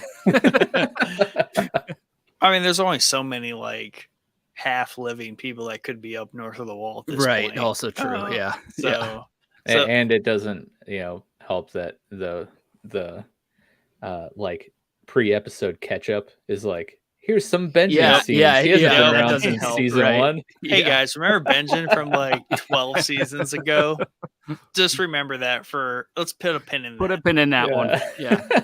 I There you hate, man, like I understand the pre-episode catch-ups, but I'm also I like, don't watch them. just don't do that, please. Yeah. Because Well, I think the like when you're binging it, yes, we don't need that. Like Correct. You don't need that. give us the option to skip. I think they do give you the option to skip it, but when it's been literal years since you watched the first season, yeah, you but probably that forgot just Benjen gives even away existed. but then you see that and you're like, oh, Yeah, you're gonna Benjen remember. has to be coming, and it Yeah, just gives away the epicness.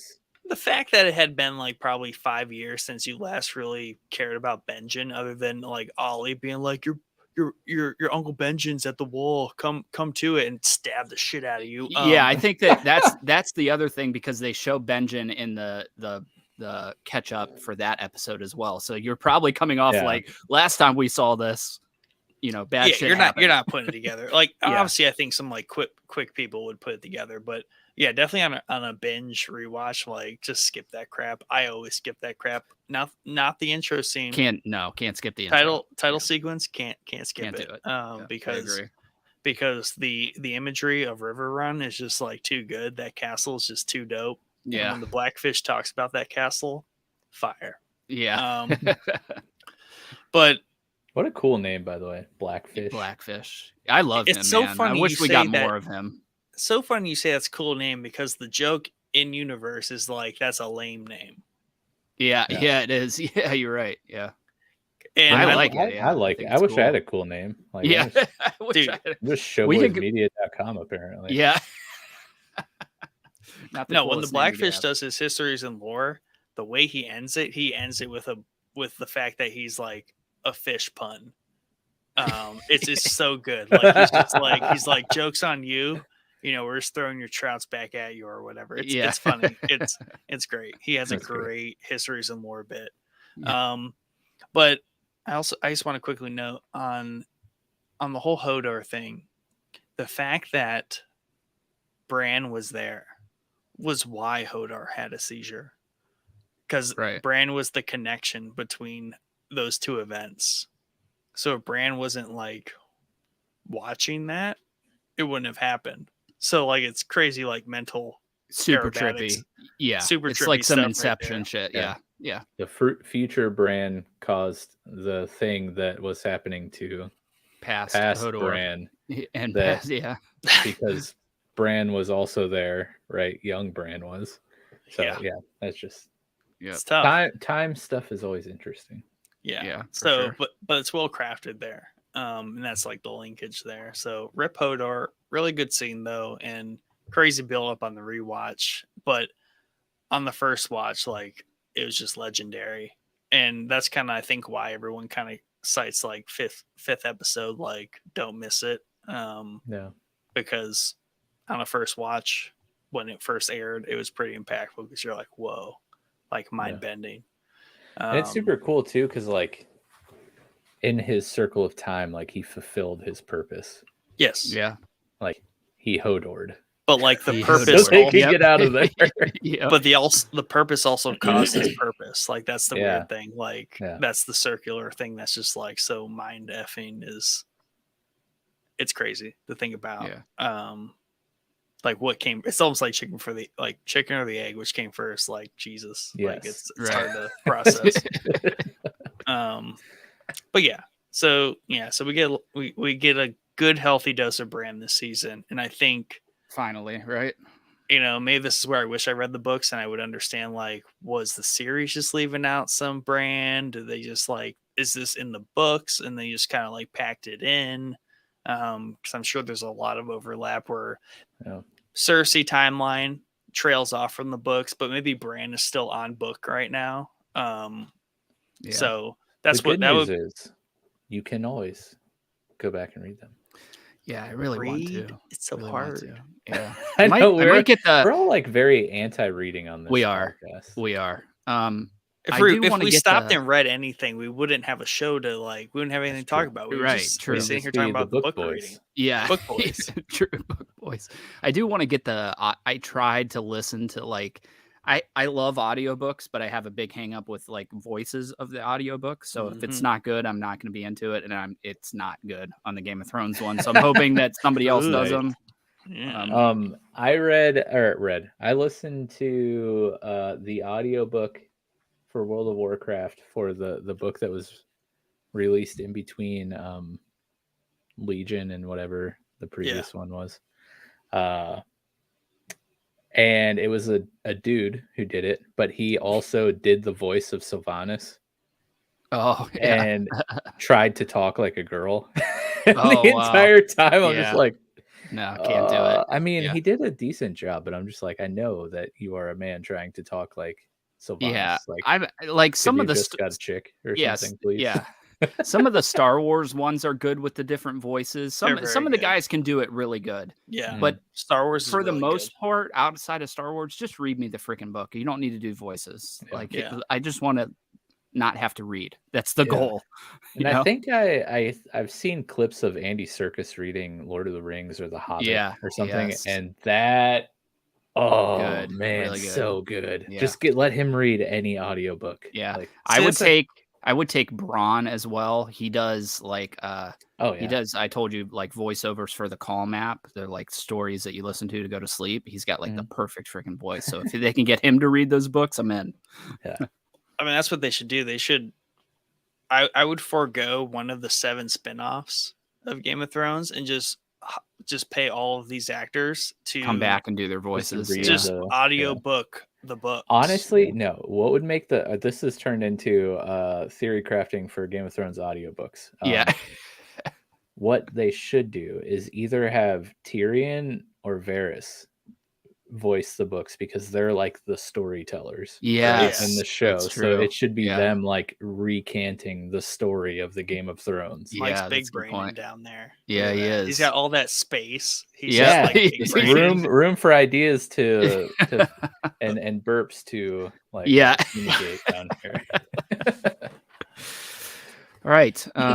Where do we want to head? I do want to maybe go back a little bit, because there is some stuff, unless you're saving it. Remember, we're hanging on like threads here, so that's what we're going on. So if there's a thread you want to follow, I think that's what it is. Not necessarily like Okay. episode wise. Okay. I just don't want to skip over the Bolton stuff. As long as we get to the Bolton stuff, it's No, I think we can circle back to All right. leading up to the Battle of the Bastards here. You take us wherever you want. Yeah. So the Boltons, I think that's a good place to kind of like pivot to. So where do you want to kind of start with them?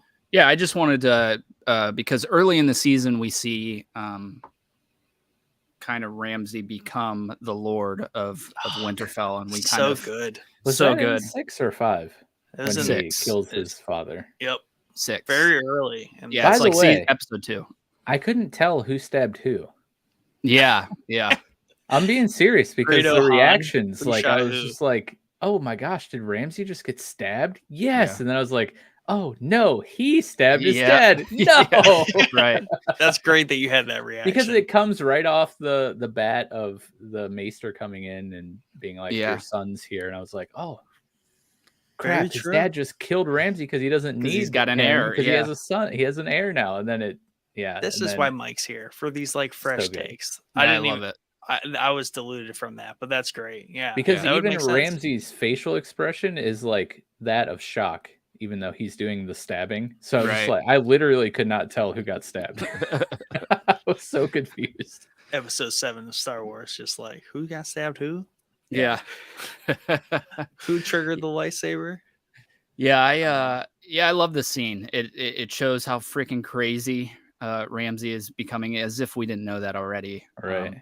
But I love the Maester's reaction to the whole thing as he's trying to comprehend what just happened. I love the Right. Karstark behind who's just rolling with the punches, like doesn't care, like Yeah, just it's like, doesn't you, even care. You heard your lord or whatever. Yeah. Be polite. You're talking to your lord.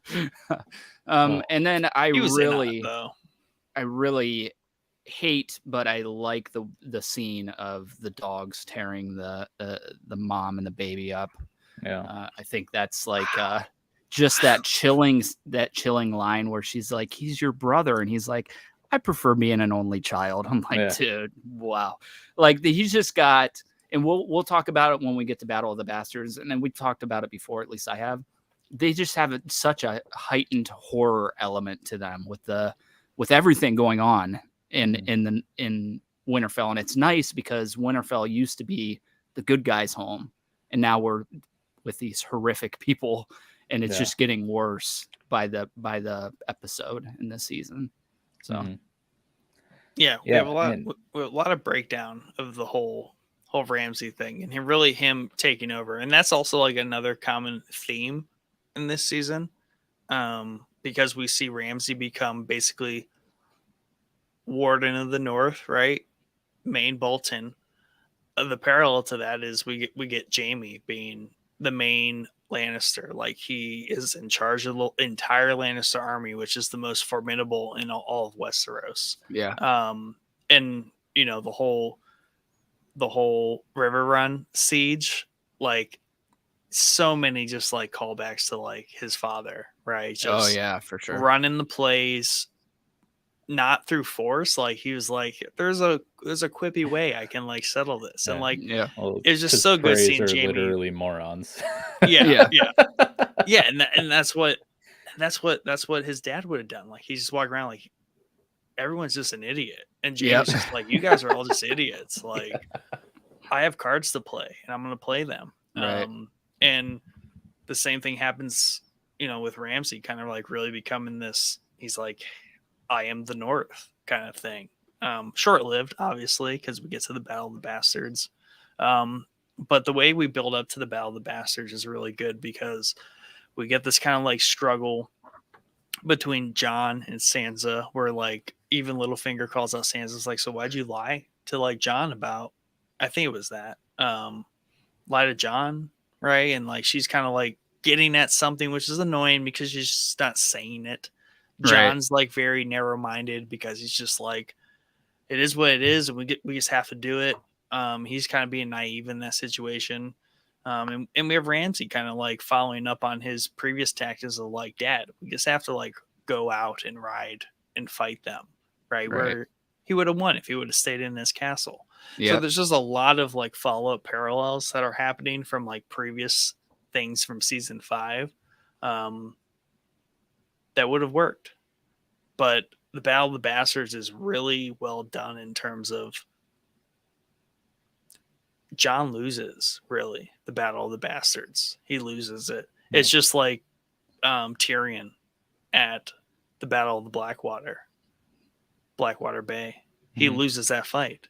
Yeah. Luckily, someone comes along and saves them. Right. Because someone exterior is plotting, planning, has motives. Yeah.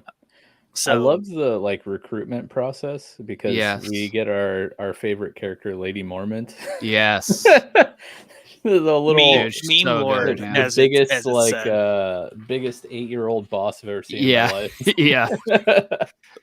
Yeah, she is she's great, dude. And I've like literally been waiting to see her because I love every scene that she's in. I just love that she's like this little girl and she's surrounded by these big burly men and they're all listening to her. It's just it's super cool. I love it. I do I also like love how she's like, yeah, we'll support you. And he's like, all right, how many men can we expect? She's Yeah. like, 67. 67. Yeah. But I do like that she says like we might have 67, but they fight with the strength of 10 mainlanders or whatever she says. I thought it was cool. I love that character. We get a better scene with her after the battle, which we can break down more. But I do like the recruitment stuff where you're seeing, and I can't remember all their names, but basically everybody's turning Jon and Sansa away. So I get Jon's idea of like, here, we just have to, like, we don't have any other choice. We have the numbers that we have. We want our home back. We're trying to get our brother back. But we don't have any other option. Like, what do you want to do? Like, and Sansa's like, we need more men. And he's like, where are you going to get them? Like, we just talked to everybody in the north. They're both kind of dumb in that. Like she should just been like, Knights of the Vale. And he would have been like, oh, sweet, let's do that. Right. But instead, there's just some weird like struggle that they're powering through. Yeah, which that's what I was getting at. I don't get it. I think it's is that what it is? A understandable. Power thing? No, it's not a power thing. It's I think it's a confusion thing because Jon Night's Watch, I think he knows, like, he's like, God, am I about to be like go from Lord Commander of like shithole to like King of the freaking North? Because we all know how that plays out. And then Sansa's kind of very guarded, right? In terms of like, who can I trust? I can trust no one.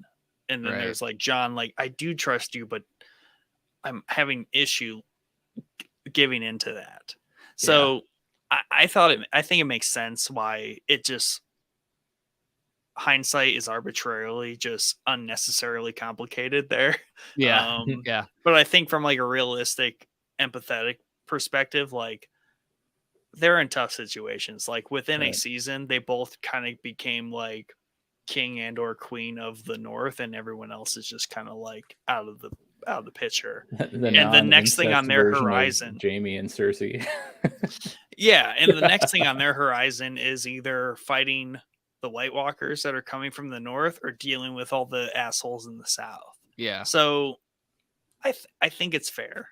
I mean, I get that. I just don't get why. Like, I get the Jon Snow thing. I think his mentality is that, and he says it, like, we've protected the wall against way worse than Ramsay Bolton.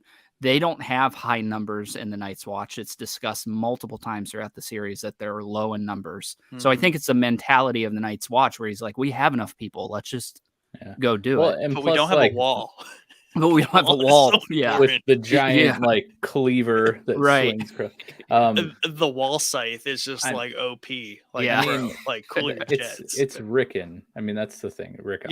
Yeah. I mean, and that's the thing that kind of confuses me a little bit about Sansa is like, she knows like how messed up Ramsay is. And it's like, I know you want more numbers, but you literally lived this. Right. And he has your brother now. Like, at this point, like, you just need to go get him because he's not going to last. Yeah, like, you know exactly what. And she brings up that he is the true-born male heir to the Stark family. But then she's like, "Man, let's wait. We can't do this yet." It's not the Jon stuff. It's not the Jon stuff that I have an issue with. It's the Sansa not telling Jon that she has the Knights of the Vale. And now, granted, it makes for an awesome reveal in the episode, and that might just be the basis of why they did it. You Gotta know have what I mean? drama. Yeah, Hollywood. you gotta have the drama. I just don't, it does line up with Sansa, where she just sucks as a character and she just makes weird freaking choices. So that's also true, but the battle itself was pretty awesome. Oh man, giant pile of bodies, and like that's the back, very very 300 reminiscent, where it's like just the pile of bodies, and you can't back up any further, and they got to climb up them. Very good. Yeah, let's start about let's talk about the start of it though. Yes, yes. What happened at the start? Well, All right, so you said that before. What happened at the? You said that, so you texted me before before I watched the episode, so I was watching with your notes in mind. And probably not already seen the show. I mean, not as an archer, and never have been in this situation. Would really weaving have helped when you have someone like Ramsay pulling the bow? I got to be honest with you. I think that, at least you guys can tell me differently. I think it's abundantly clear that he was purposely missing him up until that last era. No. That's 100%. But at the same time, being someone who, well, not myself, I'm speaking as if I'm Rickon here. Being someone who has lived their entire life with people who shoot bows and arrows, and probably having shot bows and arrows yourself, you have to think obviously he's in a ridiculously stressful situation, so probably maybe not clearest, mind. Let me think about this before I take off. It's like, okay, arrows don't travel at the speed of sound. They're much slower than a bullet firing from a gun that he doesn't know exists now. Yeah. If you can hear the thwip of the arrow, just run a different way. True. Well, because the arrow's it's not a heat-seeking arrow. It's not going to follow you if you run. It's multiple things. It's multiple things to go against your theory. A, Rickon was taken from Winterfell very, very young. So no, he didn't live around people that shot bows. He probably never shot a bow.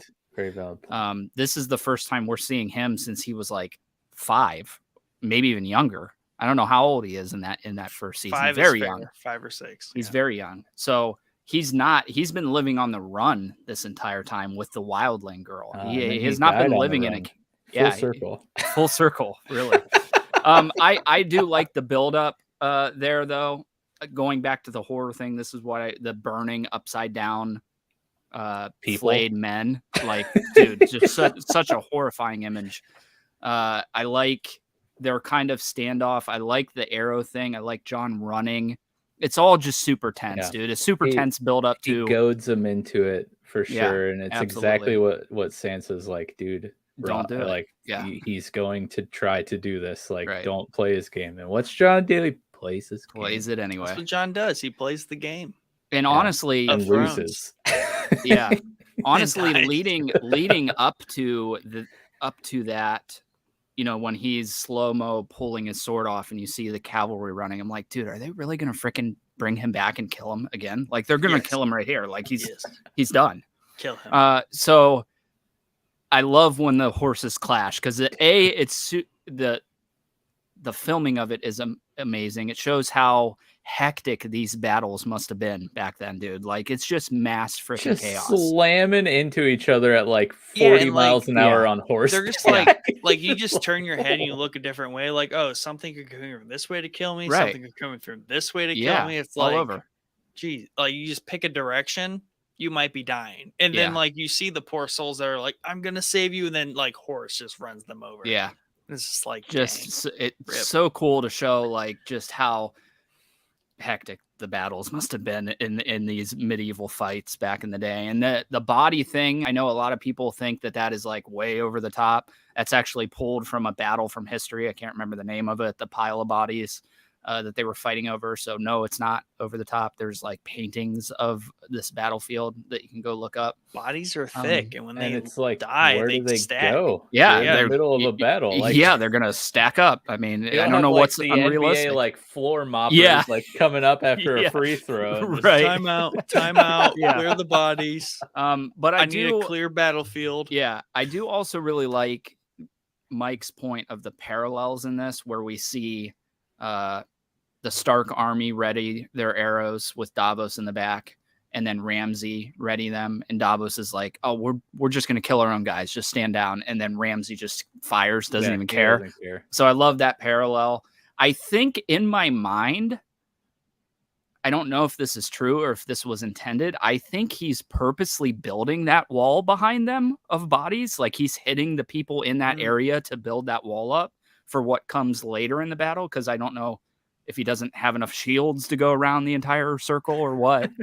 But in my mind, like that's He just likes what he's piles of doing. dead bodies. Dude. Yeah, he's just like, I need to restock our wood cross, like our wood X for the next battle. Right. So we need some bodies. Need some bodies.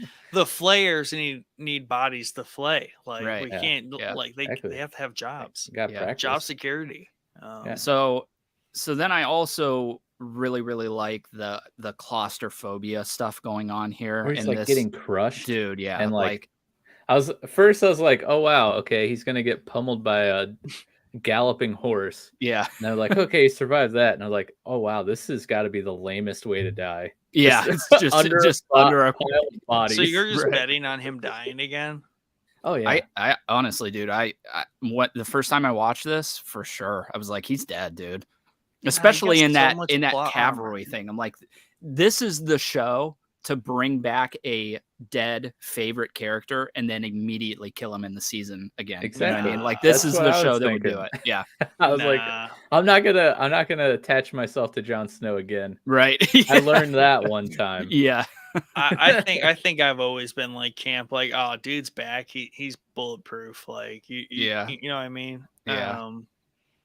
Yeah, could be. So then I really like the circle of the shields. I think that is such a cool, and that claustrophobia there where they're just like stab, stab. Like, dude, this is horrifying. Like I would hate. My only gripe is like there's literally a giant in there and they're just poking him with sticks when he could just literally just be like, yeah, he was though. He was. For like a second, and then he's like, "Ow! They're poking me with these splinters." Hurts, dude. All right, Mike, you be the giant, and you be the giant. I'll get some toothpicks and I'll poke you, and I'll see if you keep coming at me. I mean, it's either get poked by toothpicks or die by toothpicks. I mean, I would get poked by a few to keep smacking. You say that around. Yeah, whatever. So I or just like jump up in the air and like belly flop on him and then just like roll around a little bit. Like, just come on, use your imagination. This is true. Like, can giants not jump? Like, we don't ever should be able to do some crazy stuff like that. Like, just like jump and just like body slam, roll through the line. Yeah. I guess he doesn't even have to jump. Just stop, drop, and roll. It's just like Jon Snow's got a steamroller. Yeah. Find the high ground. Listen to Obi, okay? Yeah. And then just give old giant a push. Let him gain some momentum. Yeah, this is true. Like, the larger you are, do you lose your ability to be like Michael Jordan? I think he should have been able to jump off the pile of bodies and just like body slam. Yeah. And like Rikishi, just like WWE style. Yeah, just yeah. All right. Like, I don't know the physics on that. I mean, to totally digress this entire conversation. Yeah. So Battle of the Bastards is pretty crazy. Yeah, Mike, I want to know. Like, is this like a top episode for you? Battle of the Bastards? Yeah, it was awesome. Yeah. The battle itself. Did you really watch it on a phone? No, I was joking. Oh my god, dude! I love that. I knew he wasn't. He was trolling you so hard, dude. You played it up. Yeah. You played it up well because it was like 11 o'clock at night, and you were like, "I'm in bed. I'm laying in bed." Like, man, this battle is so awesome. I'm like, dude, I can hardly tell. It's so hard to make out on this tiny phone. Now I was like, dude, if you watch the Battle of the Bastards on a phone, I'm modding a Tamagotchi and watching all of Mr. Robot on I literally cried laughing at them. Yeah. It was so funny.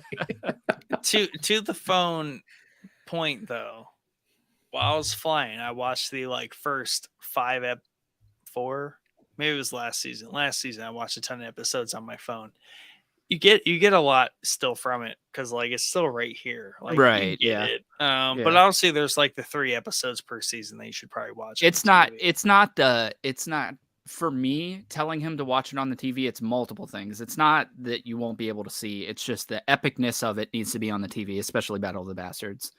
But if you hold it right Taking here, it, but hang on. But shove it in your Oculus headset. But taking his eyes off of work and putting it on Game of Thrones is really the goal. That's the joke. But this is the show that if you're missing 2% of it, you're going to be missing a whole hell of a lot later on. You know what I mean? So you more need than 2%. Yeah, you need to be. So that's the really circle the goal. of time. Yeah. Show me the math. Show me the math. But yeah, anyways, Ramsay, like, we get the Knights of the Vale, who are awesome, especially if you listen to the histories and lores. Like, these guys are like hard asses. They're from way back when. They're like, the Bloody Gate protects us. They are like true and tried knights. Like, these guys roll out hard in the paint. And then they back out when, like, you know, things get hairy. Yeah. But yeah, so they roll through, and I just love how Ramsay's just like, yeah, this plan isn't working. Yeah. Go back in the castle, and he's like, we can do a siege for a long time. Giant, just like pounding at the door. I love that. I love the whole scene of them taking off from the battlefield, Ramsay and his guys, and then the giant Jon Snow and Tormund running after them. Thought it was super cool. Very quick though. Like, they got to the door really fast. Maybe they hopped on the giant's back and just rode him up there, because he's got quite a reach when he's running. You know, very good. Like, big strides. Lord of the Rings callback where you have like the giant, Jon Snow, and what's his name? Tormund, like just like running. Like solo, like after Ramsay, like I was like, "That's just great." Like you got the three heroes just going after the bad guy. Yeah. But yeah, I do love that they're like, he's like, they don't have the numbers for the siege. The guy's like, our army's gone, and he's like, their army's gone as well.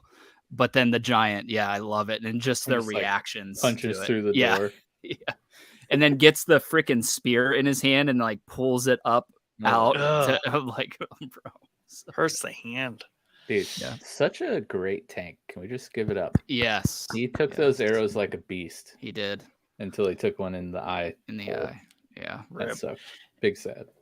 And I mean, that was a very good final showing from Ramsay, where he's like, to the last end, like, he's just like, we'll play this game. Yep. Like, and then even in the cell when Sansa shows up, because Jon obviously mercifully like doesn't just kill him. Like, you are captured. Yeah. But Sansa's like, see, they don't really explain that. Like, does Sansa like say, "Hey, Jon, I'm gonna go like stake the dogs on him," or she's just like, "Screw you, Jon"? I think what it was. So the lead up fight there, I like between Ramsay and Snow, because it's super tense as he's walking towards them shooting the arrows. I love that Ramsay's like, "You said one-on-one combat. I've reconsidered," and then just start shooting arrows at him. But I think what it was Jon saw Sansa and was like, she's probably going to want to do something with him, so maybe I should just back off. And you do whatever you want with him. You know, he's yours. I knocked like all his teeth out, and he's a little disoriented at this point. So I just can't believe Ramsay didn't pull like a left fielder and like shoot for his like knee. Yeah, arrow to the knee. Right. Well, that's the other thing too, because like if you look at the arrows going through the shield, like if he aims it where the arm would be in the shield, like it's going straight through his arm. Like it's going that would hurt so bad, dude. Yeah. Oh, the pain. I think he's just banking on not having lightning fast reflexes. Which, right. I mean, to block an arrow from like 10 feet away. Yeah. Right. It's both easy and hard, I imagine, because you're like, I know where this is going. Yeah, it's good. Yeah. But also it's going to go right through my shield, right into my skull. Yeah. Shield's out here. That was pretty rad though.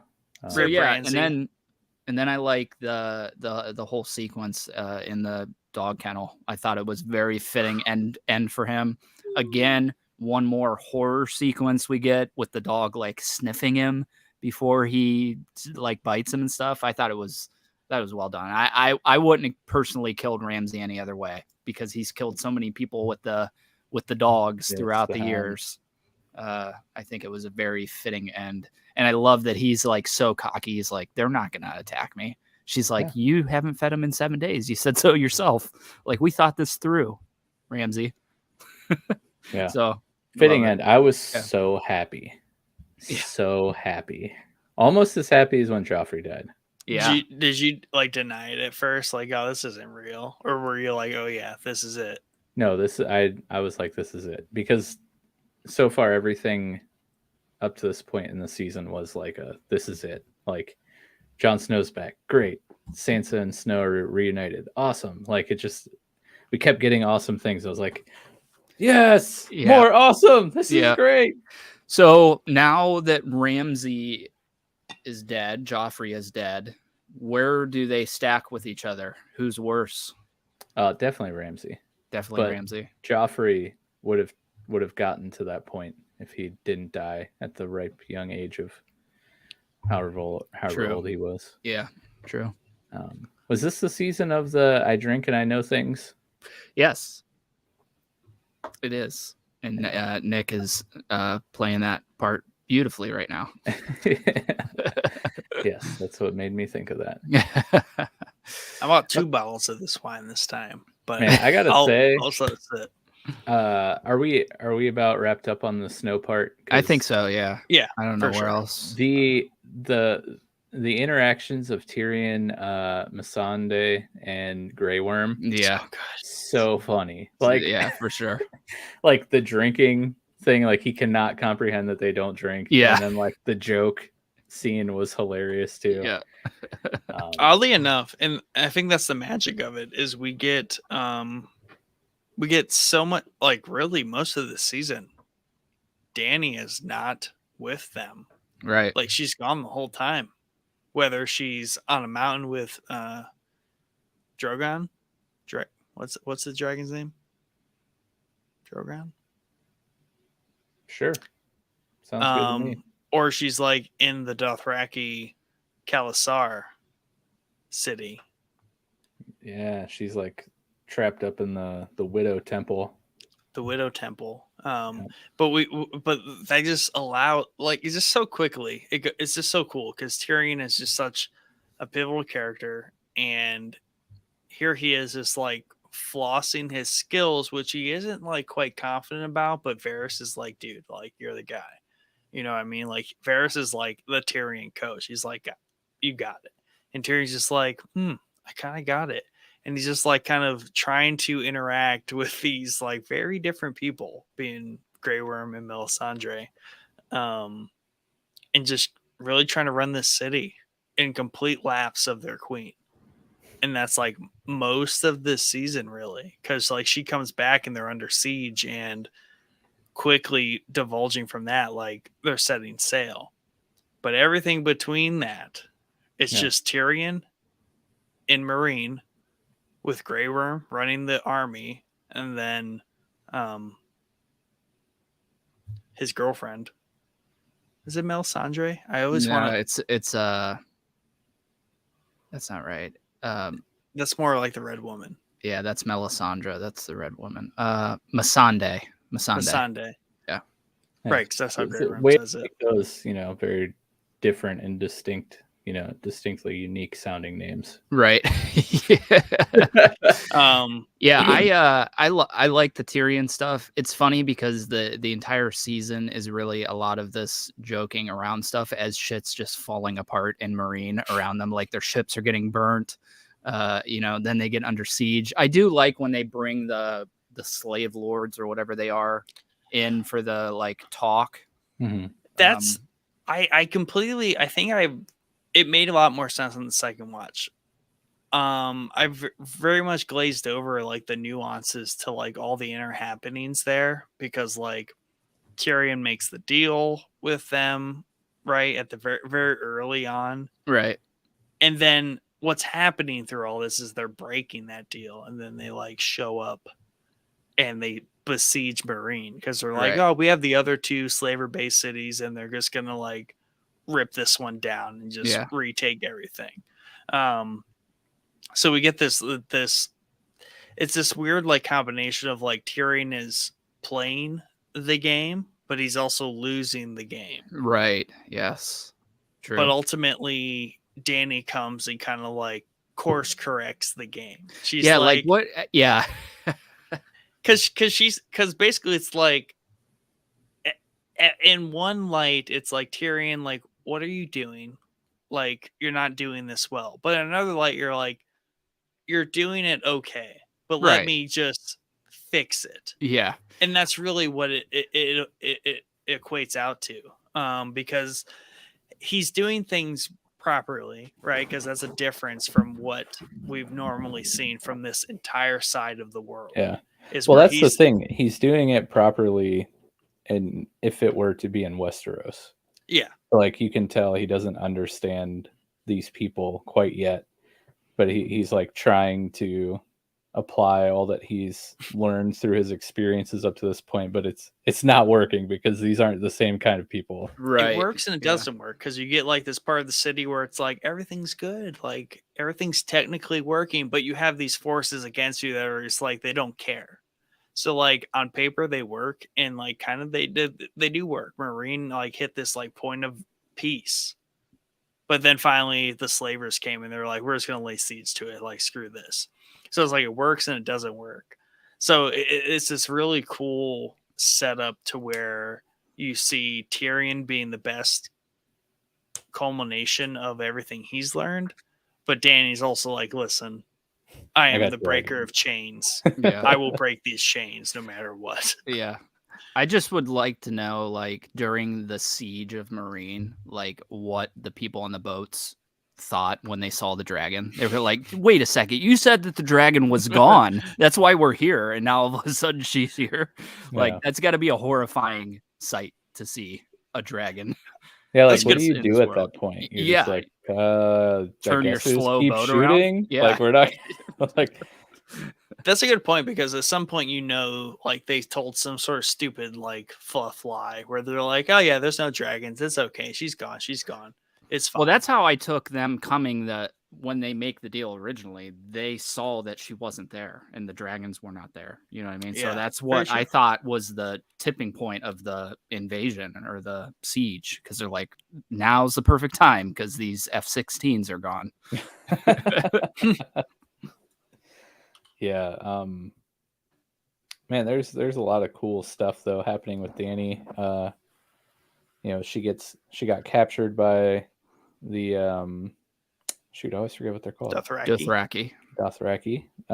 And they take her to their call, and this is a cool concept that all the widows are like these like kind of oracles, prophets for them, where they kind of really dictate. It's a weird dichotomy to their culture where culls, men, fighters, warriors like run the day-to-day, but like on the macro level they're like they're the women advised by the widows, right? The widows are like, hey, this is what the general plan is. And also it's worth noting, and I think this is a little bit missed, but they do allude to it in this, is like Khal Drogo was not the end-all leader of all of the Dothraki.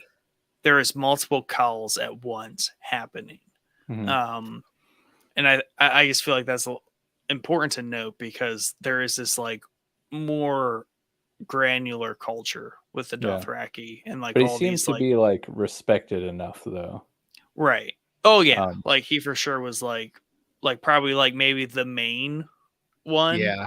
But there's like all these random hordes that are just kind of running about, and they have their own little agendas and plans, but they kind of back up the whole idea of like the stallion that will mount the world, right? The almost like the one Dothraki that will rise.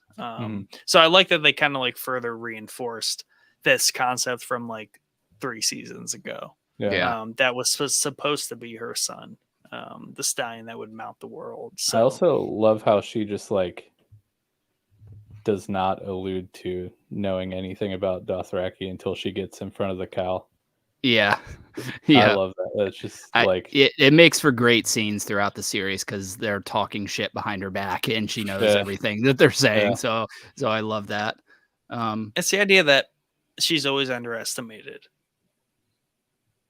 Like from the beginning of the series to the end, like people underestimate her. Absolutely. Yeah. And that's why Mike thinks she's gonna like end up on the Iron Throne. Yeah. Yeah. We'll save that conversation for later. Literally later. Yeah, literally in 2 more episodes. No, I like the temple. I like how again, like Danny just destroys the Khal and like all of his henchmen and walks again out of the blazing building and basically just like mesmerizes the Dothraki into being like, it's also, you know, keeping in tune with the parallel thing. It's like similar to the Night's Watch and Wildlings seeing Jon Crow come back to life, and they're like, "Oh my god, yeah!" What? did I say Jon Crow? Jon Crow. It works say because Jon he was Snow. a crow. Yeah. He's a crow. Jon Crow. Yeah. I mean, yeah. I guess that's an he did it on acceptable purpose. error. Totally. But it's just like mesmerizing and like captivating these people who like all of a sudden are like, this person must be like a deity of some sort. Mm-hmm. Like this guy literally came back from the dead. This lady has walked out of like complete, you know, engulfment of flames, like untouched. Like this is crazy. And so like, of course, all the Dothraki are like, oh yeah, we'll come with you. Yeah. Yeah, I just that whole scene where she's in the hut and they're like telling her what they're gonna do to her, and she's like, I'm just gonna literally burn this place to the ground. Yeah. That sounds like a better idea. Yeah, and in between all that, you get like we got her lover in Jorah just kind of like duking it out for like, you know, that's the other common like thing in this season where like, what's his name? Her lover, whatever. I have no idea. Dario.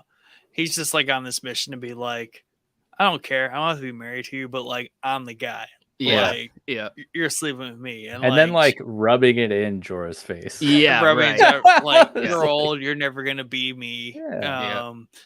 That's just like a fun like side quest on top of like the side plot that Jorah has, the grayscale, like Chad. How's that come along, Chad? It's great. It's great. I think it's healing. It's better. Although grayscale, I think in one of those lore videos, they say that it like fries the nerve endings, so there's no pain. I had a tremendous amount of fucking pain. So let me tell you, wish I had grayscale because I was not having a good time over here. You're like reading the extended histories and lores of grayscale. You're like, this is definitely totally jealous. What I have. I feel I feel everything. Yeah, so that was a fun side plot that's just always entertaining, and I feel like they're obligated to kind of follow that along because Jorah's been a big part of the whole Khaleesi for sure. bit. And I do like that she, after everything pans out, she finally, I think, is ready to take him back, but not quite yet. Where she's like, "Hey, don't walk away from your queen." You know, you said to follow, you'd always follow me, but I need you to go do this like impossible task that everybody thinks is impossible real quick before you can come back. And then you can come back. So I don't know how to take it. Like, is she trusting him or is she sending him on this journey she doesn't think he's ever going to complete and come back? I think she's truly like torn. Like I think she like friend zone loves him, like admires his admiration for her, and like he's clearly very loyal because he won't just stop. But she also has ends to which she must meet, so he's a good candidate for that. I took it as definitely friend zoned, but like she needs him because he gives sage advice. And I think at this point, like, you know, this is the 3rd time he's come back to save her after being banished or whatever. So I think now she finally gets it that like he was telling the truth when he was sent to like spy on her, but he like literally had a change of heart and Right. like wants to help her succeed. Yeah. And now she finally realizes that. But then she also realized that he has like this fatal, uncurable disease. So Right. she's like, I really do need you, but like not with that crap. To be like of service to me, like you need to be alive. So Right. go fix It's just that. tough because in the everything that we know about grayscale, including a lot of stuff that we get in the lore stuff, it's incurable. Like the stone men that we saw in Valyria, that's what happens. Yeah. So it's like she has to know that. Right. So she just like sending him off to die happy, like he thinks he's gonna come back and serve her. So true. I will say, so I did have 2 points, but we just talked about one, so I have 1 point now. I am a huge fan of the recast now. Like at first, I was annoyed that they just straight up recast Daria. this character. Yeah. But man, I love this actor. Like, he's great. He's so good. He was awesome in the Hill House and Haunting of Hill whatever House, the other series on Netflix. But like he was also in he reminds me of Hector from Troy. Yeah. A lot. I've seen that show. Yeah. Troy. Yeah. The movie with Brad Pitt. You've never seen Oh, Troy? no. Also never seen that. But isn't there a show? Isn't there a show called There is a show, Troy. Yeah. I gotta go. Troy. I'm sorry. Yeah, no, he's nice. I made Nick rage. Nick leave finally. No, he's in the flight attendant on HBO Max, and his character. Oh in yeah. show, He's the one that gets murdered. Yeah. He's like very similar in nature of like being that witty, like charming character. So seeing him in that role in Game of Thrones, it's like a perfect fit. Yeah, I think he's great, man. I was definitely annoyed to begin with, because I don't know, they just, I know that they're not going to tell you like, hey, we recast this dude before the episode starts, but you don't even know, like, because he was such a minor character, that first actor, that when you get, it's almost like a new character, but it's not, because it's a totally different actor. He looks different, and I love the fact that the original actor like doesn't even know why they didn't call him back. Because that guy plays the villain in Deadpool 2. He's a big actor too, so he's not. Or I'm sorry, Deadpool 1, not Deadpool 2. So he's a big actor too. Josh Brolin was in. Yeah. I'm not gonna bring Nick back in. I'm gonna make him shamelessly bring himself back in. Yeah. I can't believe you haven't seen Troy. There's just no way. That's a big issue. I mean, I hadn't seen Game of Thrones, so how have you also not true. seen Troy though? Troy is like a 2.5 hour epic that is just like pivotal. Yeah. I guess I have something else to watch added to the backlog. I can't process this right now. But yeah, so where do we go here from Danny's? So given where we're at in terms of time of this, we got to talk about Theon and his sister, because they join forces with Danny. Yeah, so they quick bring the recap ships of that they need. Yeah, their uncle comes back, kills their dad, and that dude's a douchebag, and he's just like, I'm the Salt King or whatever. Yeah, and I do want to just stop you right there, because like when he kills him on that bridge, is he like going to bed? Is like that his path to go to sleep? That's what I was thinking. Freaking miserable bridge. This seems like such a regular occurrence to him. Like, I just need to get across this rickety shit. Yeah. It's only like basically a tropical storm outside too, by the way. Right. Yeah. And douchebag happens to be on the right side of the bridge. Like, how did he had to walk through the throne room, then across the shitty bridge to like the more then hang out area, on the bridge, right? And then confront his brother and be like, "Bro, you're old. I'm gonna kill you." Yeah. I do really like that storyline though, because it really brought together the dead may never die, or whatever they say when they're drowning them. I thought it was so cool. I don't know if you guys picked up on that. They're like literally drowning them and then just waiting to see if they come back to life. And if they do, they're like good to go. Yeah. Like, so I like that dead will never die because they didn't die. So I thought it was cool. I like that Theon is like becoming a human again. Slowly, yes. Well, I don't know if he's a maester, but I do like their like priest, right? That does the ceremony. I was wondering that too, because I even brought that up because he's got like wearing shells. Yeah, he's got like shells instead of chain. chains. Yeah. So I don't know if he is the maester. Maybe he's like some like offshoot maester where he's like, screw those guys. Those guys are dweebs. Yeah. I worship the drowned god. Like I'm legit. I'm a mermaid. Merman. So Merman. So I think he's cool just because like he's this like real hardline character where it's like drowned god, salt god, whatever. So metal. Salt throne. And he's just kind of like, I'm gonna drown you, and hey, whatever happens, happen. You breathe, you don't breathe. Like I love that. Yeah, I'm here for the party. Right. That's that character.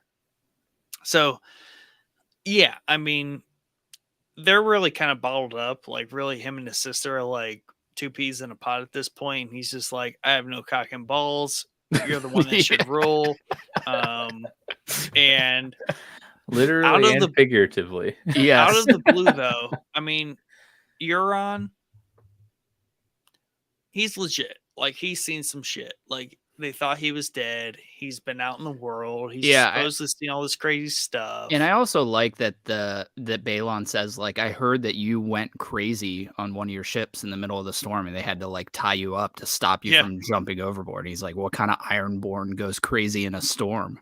Yeah. So I wish we got more of that. Like, I would like to know like what the hell happened there. Like, he just lost his mind, and now he's like back to reclaim his throne. I don't know. I just thought it was a cool little story that I wish we got more. Dude, they're like, you could do so much just with each little like settlement. Yeah. Like spin-off wise. Right. Yeah. There's so many things to explore in all these areas. Yeah, and the cool thing, obviously, so like his plan is to pledge his navy to Daenerys and support them, marry her. And marry her, get on the Iron Throne, and give her his big, that's my plan. But his nephew and niece like jumped the gun, and they're like, we're just gonna go steal all the boats, which was crazy. They left with like 20 people, and they stole like 100 ships. Yeah, dude. And took them to Daenerys, which was tugboats. wild. Some of them are tugboats, apparently. Clearly, big sails. So that was a little weird, but all of a sudden, like they brought 100 ships to Daenerys, and they were like, hey, FYI. That was a cool scene where we get a little bit of like lesbian action where it's like, hey, you know what I mean? Like, I'm down with that. I'm like, down. Yeah, I'm down for anything. Yeah. So like that was funny. Good play on her character, because like that's totally what she would do. Because we've already established that like she likes chicks. When they weren't they at the same place that Tyrion was at where he got kidnapped? Oh, maybe, yeah, maybe. I swear it's the same like it could boardwalk bridge like area. You might be right. Yep. But Tyrion was at, so that's cool, and there's all that. But I like how this season, without Mike knowing, is setting up a lot of characters that are important. In like season 7. Yep. Especially when we talk about like Sam, because Sam finally makes it to what is Old Town, and we get to see the great Maester's library, and we get all that jazz. Yeah, that whole sequence is super cool. Old Town is awesome looking. I love that when you first see it, you see all the white pigeons flying out. We learn later in the episode that that's signifying that summer's coming to an end. I love how Jon was just like, that's cute. We know. Yeah. Father always promised. Yeah. Yeah. But yeah, I love Old Town. I love the library. Super freaking cool looking, dude. I want to know what the thing's spinning, because that's the thing at the beginning of the episode, spinning. The intro sequence for all the episodes, that spinning thing is whatever is spinning on the ceiling in the Citadel, and it's also an Elden Ring too. I don't know what the hell those things are. They're something. They're like mobiles that like simulate like solar systems and like goofy stuff like that. Yeah, I don't know. There's obviously some sort of historical reason for them. I don't know what they are. But like leading up to all that, like we get this great introduction of like we see Sam's father finally, who is just like he lives up to the douchebaggery that What a like Oh kid. man. this wasn't just Sam saying like, "Oh, my dad sucks," like he's Yeah. mean. Like no, Yeah. like his dad He's kind of actually- sucks and he's kind of yeah. like mean. I got to be honest though, he is a dick. But I love that character and I love that whole dinner sequence. It's if so you good, listen to dude. the history and lore, it's like you love that character so much more because like this dude is hard ass. Oh, His whole bit is just like I'm in charge of this family and like I need an heir to success me and like fat, chubby, read books. Sam Sam gonna do it. is Yeah. not the guy. Yeah. Like whatever I need to do to make him not my like firstborn, I'm gonna do that. And Yeah. I don't care if people call me mean or like ruthless.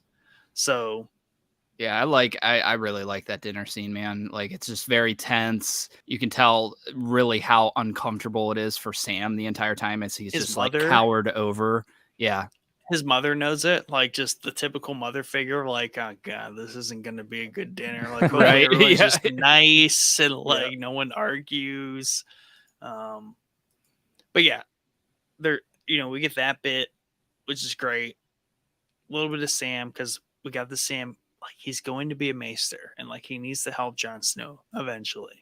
And the crazy thing is like Jon Snow dies and comes back to life and Sam never And even then knows almost it. dies He has again. no And idea. almost Yeah. dies again.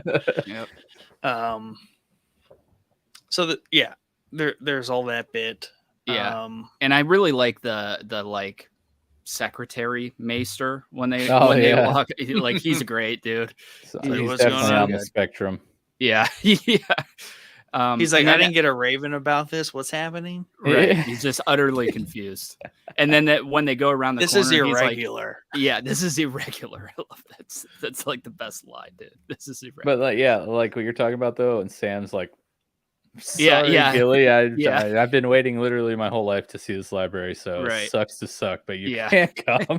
He's just like peace. I love the whole reveal of the library. It's as epic as it's been told in all the episodes.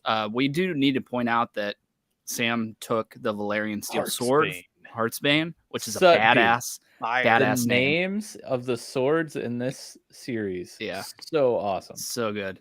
And that's very important because that is a very highly sought after sword. It's not like you just took some regular old, that's a Valerian steel sword. So that's a big deal. And I think it looks badass too. And then Well- Heartsbane, like such a cool freaking name, dude. Yeah, and that's the other thing is in the history and lore, it's like his dad gives such a great deposition of like what's happening with like their family.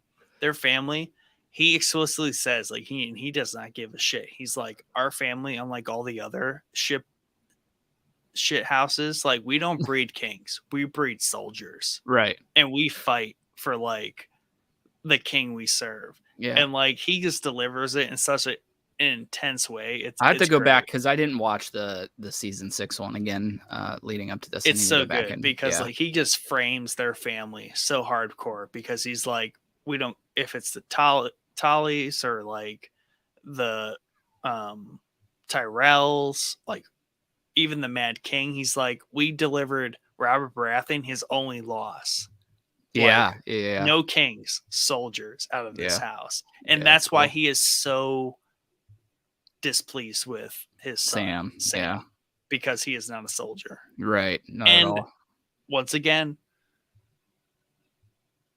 we deliver this character who like sucks, but like his point of view completely valid. Like you get Yeah. it. Like he just needs a son to lead this family who just breeds soldiers, and Sam is not that. Like he likes to read books. Like he's a nerd. Yeah. He likes to read about Dragon Glass and like White Walker. Right. So yeah, you kind of feel a little bit of pity for his dad. Not much though. Let's be Not much. Like dude's kind of a dick. Yeah.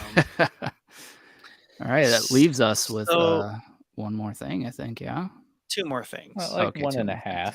1.5. So like let's touch on Arya real quick. We get Oh, a yeah, lot yeah. of really good meta coverage here of the Song of Fire and Ice from the play, right? That we Yes. get redone. Yeah. And that's just a fun little subplot here where Arya is supposed to kill. Once again, she's supposed to kill someone. She refuses to kill this person because she's genuinely just a good person. Like, screw the god of death and whatever he is called, the many-faced god. Like, screw him. Like, why would I kill her? She's like a badass bitch. And then Arya's like, I'm not killing her. Like, clearly this other like evil sour one is like the one that should die. Yeah, the only reason is so like the younger actress can take her place. Basically, she's like, "How? No, Yeah, I'm not she's gonna like, kill no. her for that." Yeah, Right. Makes no sense. Get good, bro. Get good, bro. And we get the worst acting and character performance of the entire series mixed in with this, which Before we get into that, though, can I just say something about the play? And how everyone like views the Northerners. Yeah. I feel personally attacked by that because we're from Ohio, and generally, I feel like that's the America's opinion of Ohioans. For sure. And so I'm just like, wow, I can really relate with the Starks here, and also this kind of infuriates me a little bit because that's exactly what like Californians think about Ohio. Oh, absolutely. So guarantee it. That's hilarious. That's a good take. Yeah. Anyways, continue on. No, I mean, yeah. So like, we get all this like really meta exposition on like the show we've been watching, and the basis of this play is Joffrey dying, Cersei there, and I love the fact that Arya gives advice to the main actress and is like, she would like, you're doing great, but she would be infuriated that her like son just got murdered. Right. And like, then she plays it, and it just speaks so well to like what's actually happening in the show. And I just think it's just such a fun addition, right, to a storyline that otherwise has like not a lot of connection to the rest of the show. True. Yeah. We have this meta deposition of this play that is how people in Bravos interpret this information from over the narrow sea, all these crazy events. This is like us like having a Broadway show about some stuff that's happening in Europe, like the war in Ukraine. Like, we're just kind of like making it characterized. Yeah. And it's just so good. And Arya gives his advice to her, and Arya's like, once again, investing herself in this, just like she did with the ship guy who would bet on people's ability to survive their voyages. She's investing herself in this like more nuanced nature of people versus the many-faced god is just like, hey, you paid the fee, you gotta kill the person. She's just like, it's not that simple. Right. Yeah. I do love how, like, after you said that it's the play is just like basically a meta dump of what's going on in like Cersei's upcoming, transformation and actions. It reminds me a lot of Ari Aster and what he does in like Hereditary and the movie Midsummer. I don't know if I doubt either of you have seen Midsummer. But there's a scene in the very beginning of the movie where like the camera is panning across artwork made by this basically cult that they visit. And it literally is a storyboard of everything that's going to happen in the movie. Oh, really? So that's cool. Yeah. So it's like, and he does something similar in Hereditary, but like, that's what's happening with the play here. And like with Arya being like, no, Cersei would be pretty pissed actually. Like, yeah, she'd be sad, but that would quickly turn to anger. And so like, as the actress does that in the play, then Cersei gets like real angry and does things in King's Landing. If you ever watch Midsummer or Hereditary, like pay attention in the beginning of the movie at some of the visuals and things happening, and it basically tells you everything that's going to happen in the movie. Fire. It's pretty cool. Yeah.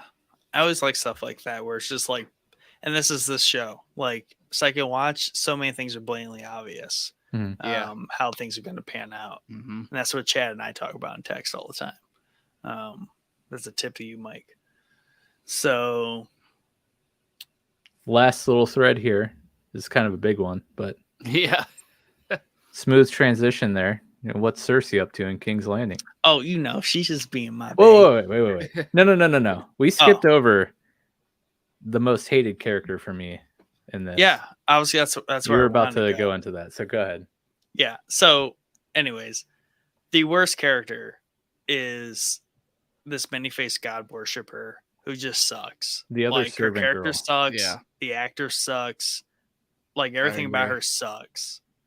Except for the fact that she's maybe making Arya stronger. That's the only, like, light at the tunnel I can see. But, like, she sucks, all around. It's like every time she's on the screen, I just roll my eyes. Yeah. Like, so hard. Even our boy, whatever his face name is, like, he rolls his eyes at her. Like, he's just like, oh, you're maybe right, but, like, let's just, like, keep Arya. Yeah. Can you tone it down a little bit? Can you chill a little bit? but even till the end, like, he ultimately is like, you know what? Thumbs up, like the thumbs up kid meme. Like, he's just like, yeah. Yeah, he totally does. Yeah, he totally just gives her the thumbs up, and like that's basically the last we see of him. Arya like ventures magically back to Westeros. We're not going to discuss. I love how she gets Needle. They have the little standoff. She like slices out the candle. You don't see the chick die, but her face is on the pillar. Yeah, I love that it's the only face up there that's still got blood on it. Like, she obviously hasn't perfected the peeling of the faces quite yet. Yeah, but then, like Nick said, she's across the sea. Must have went across the narrow sea or something. Yeah, because really quick, like, you might miss it, but she totally kills Frey's sons, makes meat pies out of them, and feeds them to Frey, and then murders Frey. Yeah, so and with a smile on her face. All with a smile on her face. Meanwhile, is like Jamie's in that mix because he's at dinner, and Jamie's making wonderful comments like, Frey, like, so dude, good. You suck. You're like, awful. Yeah, maybe it's the fact that, like, it's my army that people fear. You're dumb as shit. Yeah. And like, without the Lannisters, you're nothing. Yeah. Yeah, I love it. I thought that was like a hell of a fitting end to put a cap on the Red Wedding. Finally getting revenge for the Red Wedding. It's awesome that Arya got to do it. Yep. Gruesome as can be with the meat pie. And the stare as he's gurgling on his blood. And after using the many-faced faces. Yeah, and he's so perfectly like stupid through it all because he's like, "What do you mean they're here? Like, where they're at?" Like, yeah. And then he's like, "What do you mean they're like in my plate?" And he like peels it. It's just great because like he's just an idiot. Like, he's just a dipshit. Yeah, who thinks he's like sweet. Yeah, I love Jamie's like little conversation with him where he's exactly what you just said, but he's just basically like, dude, shut up. Like, yeah, like, you're so you actually suck, like, very, very, very much. Right. and that's the great thing is we're looking at Jamie, who is this very complicated character where we go from like Jamie sucks to like Jamie doesn't suck, Jamie's awesome, to where like Jamie's on the high ground here just because like even though he's like not necessarily in the right per se, he's at least damning this character that's just outright that we all sucks. hate. Yeah. And he's just like, this sucks. Like, screw you, dude. Yeah. But that's a fun devolution of the Walder Frey. Like, side bit there, like, just get rid of him. And he got rid of. And this is where Mike's really happy because she's slowly checking names off her list. Yep. And they're checking themselves, but also she's checking them herself. And now we have her back in the fold. She's in the middle of everything. We've got Jon and Sansa up north. Like, everything's slowly coming together, and this is where we're gonna like really. By the way, the Hound's chilling with the brothers or the Brotherhood. Yeah, that's like the huge tragedy for me is we breezed over the Hound stuff, but just the fact that he got out of this life, you know what I mean? And he was like trying to make a new path. Yep, right and back it's in it. all it's all ripped apart in a vicious Game of Thrones way from him. Yeah. So yeah, I mean, we'll get more on that leading Yeah. up. So we don't have to break that down too much. But I was just like freaking heartbroken for the Hound because Same. he comes back and everybody's butchered and the dude's hanging in the church that they were building. So Yeah. Take us home with your favorite character here, Nick. Yeah, so we'll save the best for last. And really, Allegedly. and really, Mike, like, tell me, like, how did this all like process through your brain? Yeah, I want to hear your take on all of this. Because first off, just to preface it, we have the Tyrells. Yes. We have that whole cast. We have the Sparrows. Like, these are huge. Like, we're saving these for the end because, like, they're the players of King's Landing right now. Yep. But King's Landing all these players have such a short-lived life expectancy. When you finish this season, you're like, wow, like, they didn't do shit. Yeah. Like, they got fucked. Yeah. So, like, tell me how this like kind of like processed through your brain through watching the season. Well, I loved how Tom and Ban's trial by combat. Yes. So Cersei's like, crap. And that was like obviously the breaking point because she has no option now. But I mean, obviously she sees the High Sparrow like with his complete control of Tommen, and she's like kind of like the Children of the Forest and like my dishwasher experience, like the thing that she did in trying to solve a problem like quickly escalated above like what she was wanting to happen, obviously because it resulted in her being held prisoner and basically mentally tortured for who knows how long. Right. But yeah, the whole Maester using the kids to like set up the murders of what's the old Maester? Pycelle. Just getting him shanked by a bunch of kids. The cousin or nephew Lannister getting like shanked in the crypts full of wildfire with the candles burning in the puddles. The music. That was music, so good. dude. At first the I was music like, through this whole episode, dude. I didn't realize the candles at the end of the tunnel, and I thought his torch was gonna light one of the things. And I'm like, you're crawling away from the torch, bro. Like, what are you trying to do? And I'm also like, this torch is not close enough to any of these barrels. Like, what is? And I was like, oh, the candles. That's pretty cool because like the wax and the wick and there's it's crazy you can't that stop it. Yeah, and just like everyone being trapped in I forget what the sept. Yeah. Was just brutal because like Marjorie's like something is afoot here. Like, I like to get out of here. She's the only one putting it together. The wheels were turning. She's like, Cersei knows what happens if she's not here. She obviously does not give a shit that she's not here. Yeah, that's bad. Yeah. If Cersei doesn't give a shit. Yeah, I do like that. Loras, we finally see Loras again. We see him briefly throughout the season, just being mentally beat over. But I see that he just like gives in, and honestly, dude, I don't know why. I thought when they like pulled the knife out, I was like, are they just gonna like slice his throat? Like, this can't be. I don't know why I thought that. It's just like it's probably embedded in my brain because it happens to every other character. All the time. So it just happened to Walter. Like, yeah.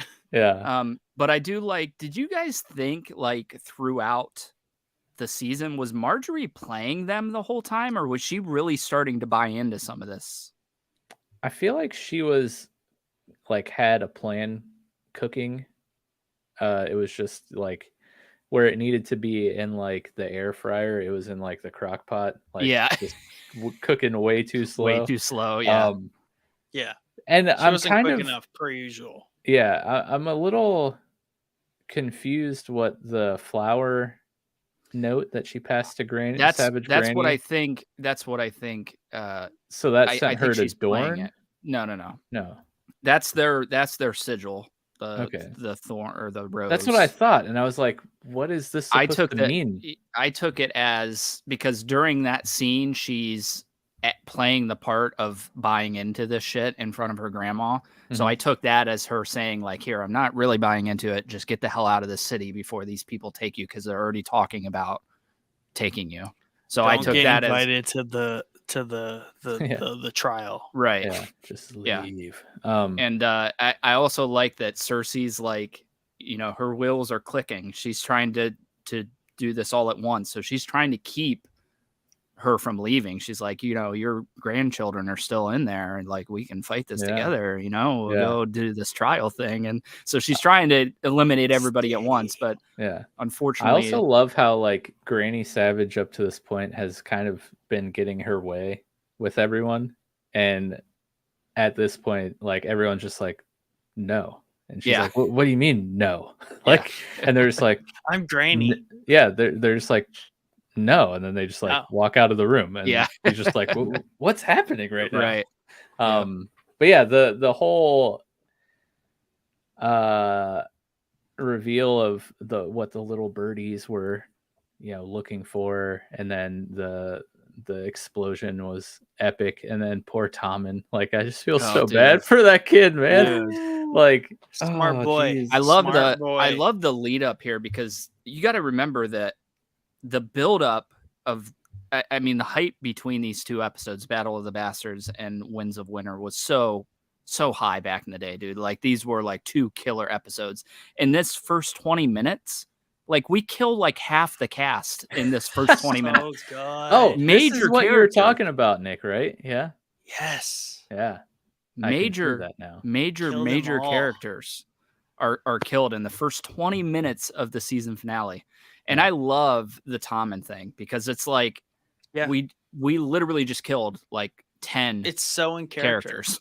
Yeah. And then you can tell through that scene, as he puts the crown down and walks away, you're like, okay, they're looking out this window a little too freaking long to just be showing the sept burning in the background. Like, something's going to happen here, obviously. He doesn't know how to process it. He doesn't. And it's just like, he's just not very long for this world, dude. I'm sorry. Like, Tommen was just, this was bound to happen to him. You know what I mean? He's just too sweet of a boy. Too sweet of a boy. And the other thing came to mind is, like, Cersei at this point has fully accepted the prophecy that witch told her. Oh yeah. Like, which, like, I thought when the mountain came for like Tommen, to get Tommen or whatever, like, stop him from going to the trial or whatever, I thought that she sent him there to like kill Tommen. I was getting that vibe, like, too. She's seeing the transformation and control the sparrows have, and maybe at this point, with what you just said, Nick, she's like coming to terms that he's just kind of no longer like able to be controlled and be her child, right? So she's just like, Mountain, go take care of him. But then he didn't kill him, and I was like, oh, good, because like, poor Tommen, like, come on, I don't want his head to get ripped off. Instead, he just jumps out his window. Yeah, dude. Like, my gosh. Literally, I'm sorry. This is the best hour of television I've ever watched in my life. Especially, I don't want to detract from stuff that happens, because this whole episode is freaking fantastic. But the first 20 minutes, dude, it's like absurd. Like, this is peak Game of Thrones. 100%. The first 20 minutes is scored with the same piano play, right? Good. It's beautiful, and it goes quiet, right? And then it re-cues during certain moments, and really it kind of becomes like Cersei's like calling. And this is where I'm going to bash on Reddit as like the article people, where they were like, Mike, I got like really sidetracked on like Team Cersei versus like just 6-year-old like Game of Thrones posts on like Reddit. And people were like, this doesn't make sense. Cersei's like notorious for like messing up and misjudging like people's abilities. Well, it's like, eventually she's going to learn. Eventually, And, she's like- gonna get it right. Yeah. And this is like, she gets it right here, where like she's got her maester, find the wildfire. Like, this is an easy fix, and like They're it all all just gonna clicks. be in the same spot. Like, Yeah. it's unavoidable. She dons her armor, her villain armor. Yeah, and I black told dress. I told Nick, like, I'm so happy Metal. that she's finally dressing like a villain in this episode. At the beginning of this episode, she's got the black and the silver. She just looks like a super villain, you know? Yeah. And I think that's what I like about it, is like, for the first time in this series, like really someone obviously outside like the psychopaths, like Ramsay, like she really just like steps into her own as like, I am the villain. Yeah. I am the counter to like whatever any good is trying to do here. I know my fate. And she really steps into it, and she owns it, and she makes this beautiful action where she's like, I'm just gonna like nuke all my enemies All that at have been once. giving me, where I also birthed the issue with the High Sparrow. Like, she basically brought him into the fold. And then also like was just playing all these unnecessary games with all these silly people, and she just like nukes them Yeah. in one fell stroke. But at the same time, she's accepting that like Tommen is not going to make it. Like, she knows this, because when her daughter died, that's when we get the deposition about like the witch and the prophecy, and the Yeah. fact that like it's just going to be really come down to her and Jaime, and the fact when she gets crowned, She just like burn him. Yeah, Like, she doesn't even the care. rest Yeah. or whatever. I Yep. forget exactly what she says. Jaime's watching, he understands it, like he sees Cersei coming into her own, I and do. like that's where she becomes like, she just owns it, and she doesn't care though about the repercussions. She's like, I'm queen Yeah. What are you gonna of do the about Seven it? Kingdoms, and I don't care what comes after this. I made it to this point. Yeah, Father it's gotta should be be a- proud. It's got to be yeah, for sure. It's got to be a terrible thing for Jaime to see, because he hinged his entire reputation on stopping somebody from using that wildfire that was down there. That's why he killed the Mad King. That was the whole reason he wanted to use it. Now, granted, he wanted to use it to burn the entire city, so this is a smaller scale. But now it's like his sister / wife, girlfriend Lover. thing, lover. Just say lover. He'd So still yeah, probably it's gotta stab be. her from behind though. Yeah. Zinger. Yeah, dude, this episode's great. It's probably at least top 2 episodes for me of this series. It's just so well put together with the score and everything going on, and then everything after it is. There's some really big reveals after this too. So Yeah, and that's let's kick around it, because really what happens in the last, right, we get the first 20 minutes, and then like a lot of deposition on like different things happening. First 20 minutes is glorious with Cersei's plan, yeah, but at the end, Cersei gets crowned queen, right? I love the fact that like the troops, like the Lannister guard like army is just like lining the set, like Yeah. for the throne room. Like, that's all great. But we get the King of the North chant again back from the dead. Yes. And we Mike need just to- gets the chills. Yeah, and we need to What tell- did you say earlier? Gives you chills every time? it's this scene here. So Because that's this. All the King of the North throughout the series so far, every time, just like I could just listen to this all on repeat Yeah. all day. the big thing that gets the chills going though is the return to the Tower of Joy from earlier that we talked about, where Bran finally gets the chance to go up there and see what is in the tower finally. And I don't know if you picked up what this all means. Did you gather what all this means? What's going on here, Mike? No, not at all. Okay. So Robert's Rebellion was built on Rhaegar Targaryen stealing Lyanna Stark, kidnapping and raping her. That's the gist of it. Ned goes off to war, sleeps with some tavern whore, brings Jon Snow back. Okay. That's where we're at leading into this scene. Basic, real easy 2-minute description. When we go up there, we see Lyanna Stark. We see that she just gave birth. She is heavily bleeding. She whispers something to Ned's ear that we can't hear quite yet. But we do hear her say, "You need to protect him. Robert will kill him if he knows." And somebody off the corner of the screen hands a baby. That baby is Jon Snow. So I'm just kidding. I knew. I just wanted you to. Oh, okay. I was gonna say, like, I really hope you pick this up because yeah, I'm just back to the Tamagotchi we go. Yeah. So I think it's. I knocked something over on my desk too. That whole sequence where he's looking at the baby and the music's playing, and then it flashes to Jon Snow and the music. That's what gives me the chills, dude. Like the music there is so freaking on point, and then it's followed by one of the best scenes of the series, in my opinion, with Leon, with the little lady Mormont, just laying waste to all the Northerners. So good, dude. Yeah, I mean, that reveal was awesome. Did not see it coming. Because honestly, I kind of forgot about the whole conversation of Ned being like, hey, once I get back, I'll tell you about your mom. Yeah. It's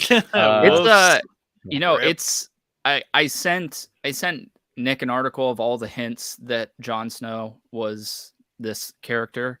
I don't want you to read that yet because we got a little further to go, and then you can read it.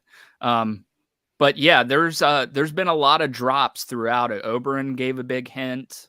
Littlefinger hinted at it a little bit. So it's been there. You just probably weren't picking up on it because there's just so much other shit going on. Right.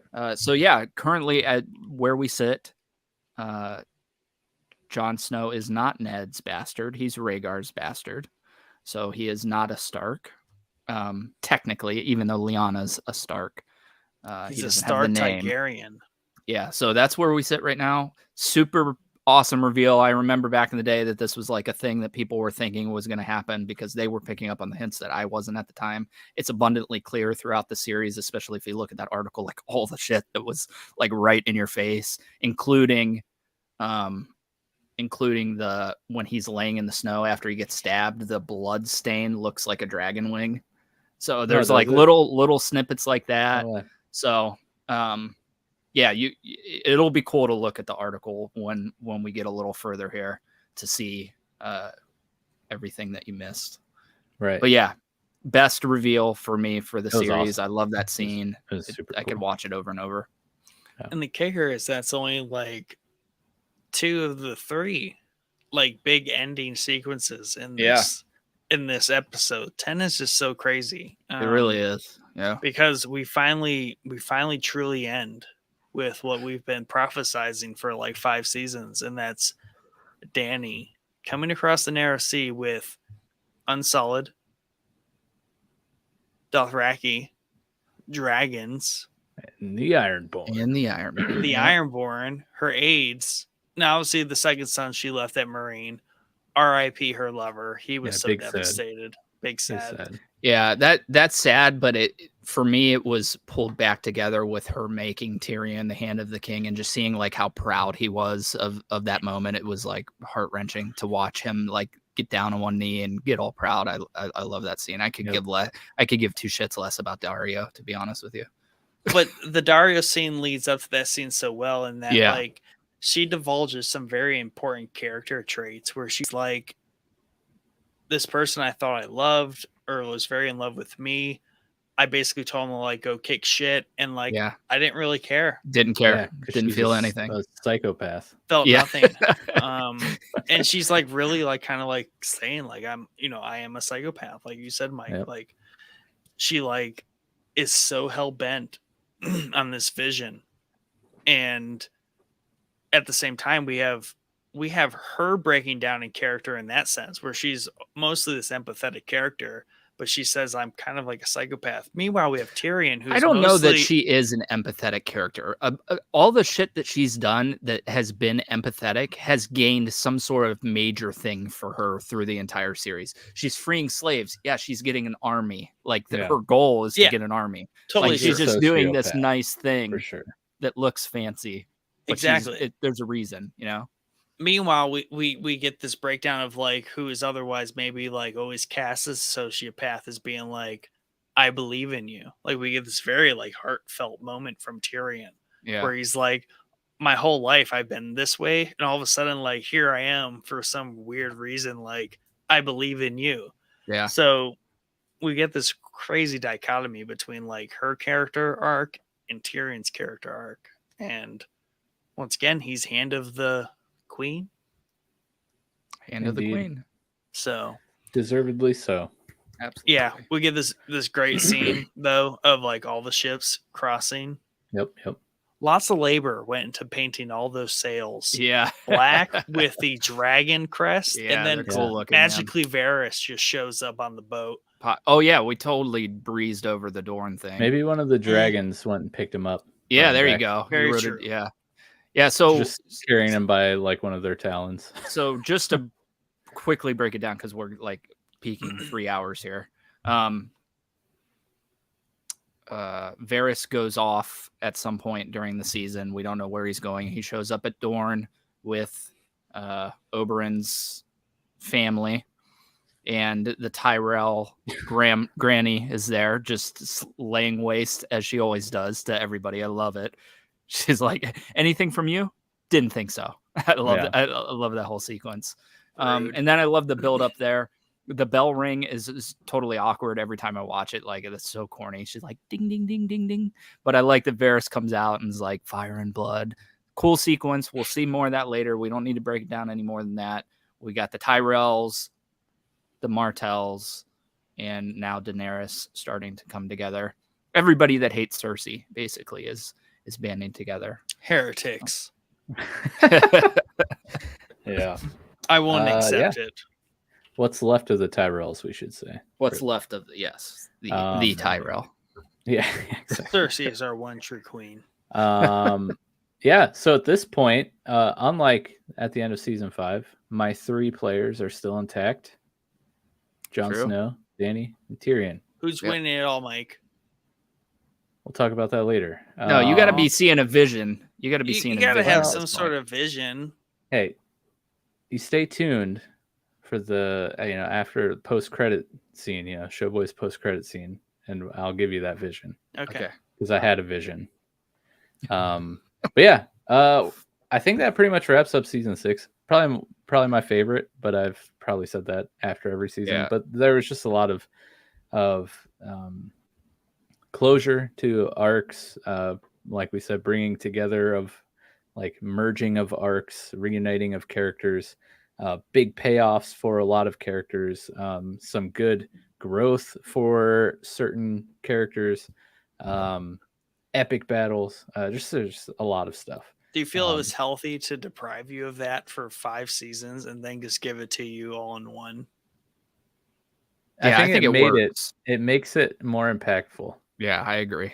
Because if they did something like that every season, then it's just another show. It loses, right? But since they don't, they do the opposite of that. It just, they are Ramsay. Yeah. Right. And season 6 was Theon's bath that he got to take. Gross. Yeah, so we'll see what happens in episodes, seasons 7 and 8. But this was a good refresher. I'm back. We're going to continue the series. Yes. But that only lasts as long as Jon Snow does. So, you guys have anything else you want to say before we wrap up here?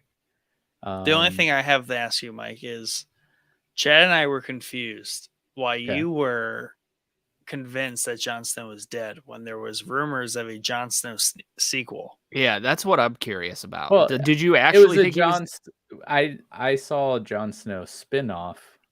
Oh, okay. I didn't. Oh, okay. He didn't see the sequel. Yeah. So it's like, oh, what do you mean? I mean, they can make a show about anything. Yeah. Okay. Cool. We were just confused why you were utterly convinced that like Jon Snow was dead when it was like, yeah, you were. There was totally a ton of news flurry about Jon Snow sequel. Well, I was like, I try to avoid the stuff that we're talking about because I don't want to ruin anything. Cool. You are just ignorantly oblivious about reality. Cool. Yep. I try to stay under my rock when it matters. I appreciate that. But yeah, fun episode, guys. This was a good one to dig into. Let us know what you guys thought. Comment here on our YouTube video and let us know. You can also join the Discord. But commenting on the videos helps us, hit the growth we want, gets us out in front of more people. So continue the conversation here if you want. We do have a Discord you can join where we have loads of other conversations. So feel free to jump in there, visit showboysmedia.com, and stay tuned for Showboys post-credit scene. Bye.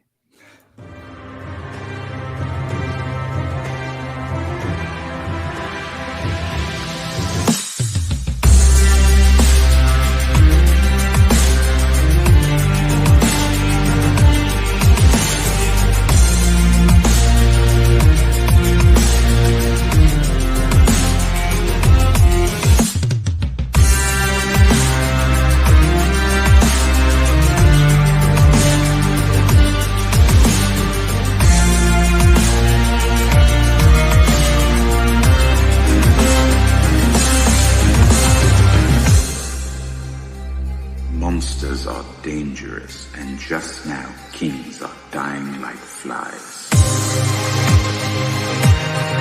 I am the king!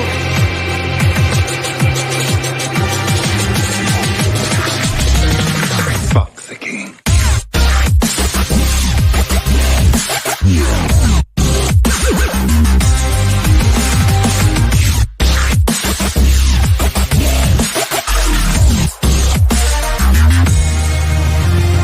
Knowledge is power.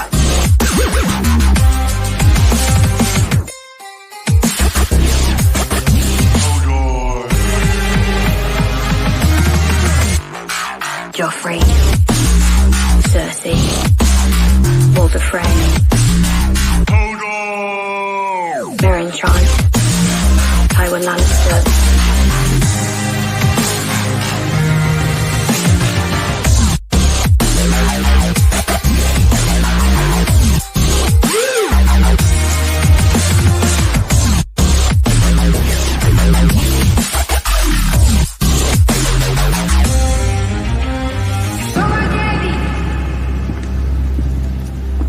Your Grace.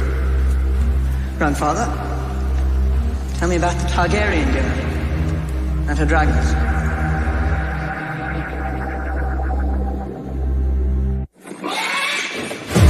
The skull of the last of them was right here. It was the size of an apple. The biggest was the size of a carriage.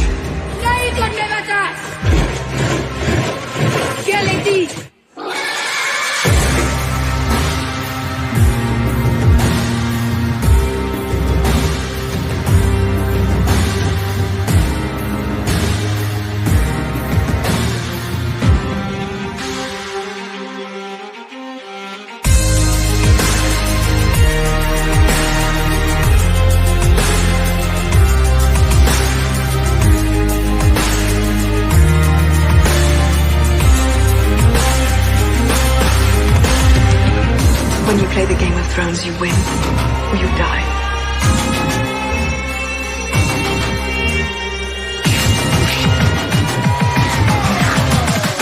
Dracarys.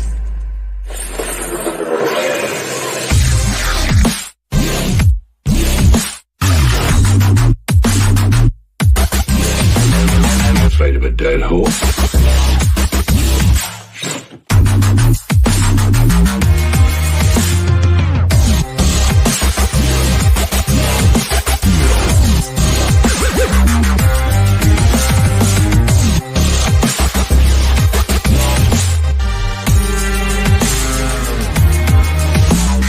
Red Woman, Eric Dondarrion, the Wrath of Men,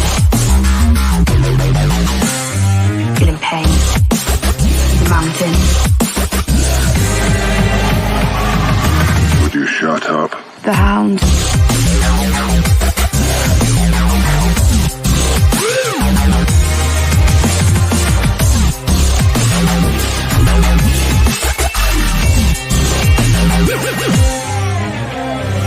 And now their watch is ended.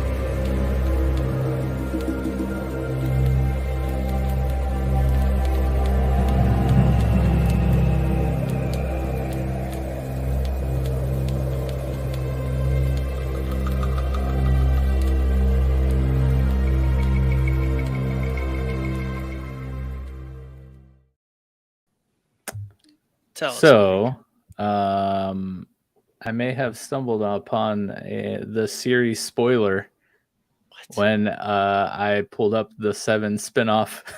Oh no! I literally was reading titles, and the first sentence under the Jon Snow one probably ruined the show for me. But I tried to not.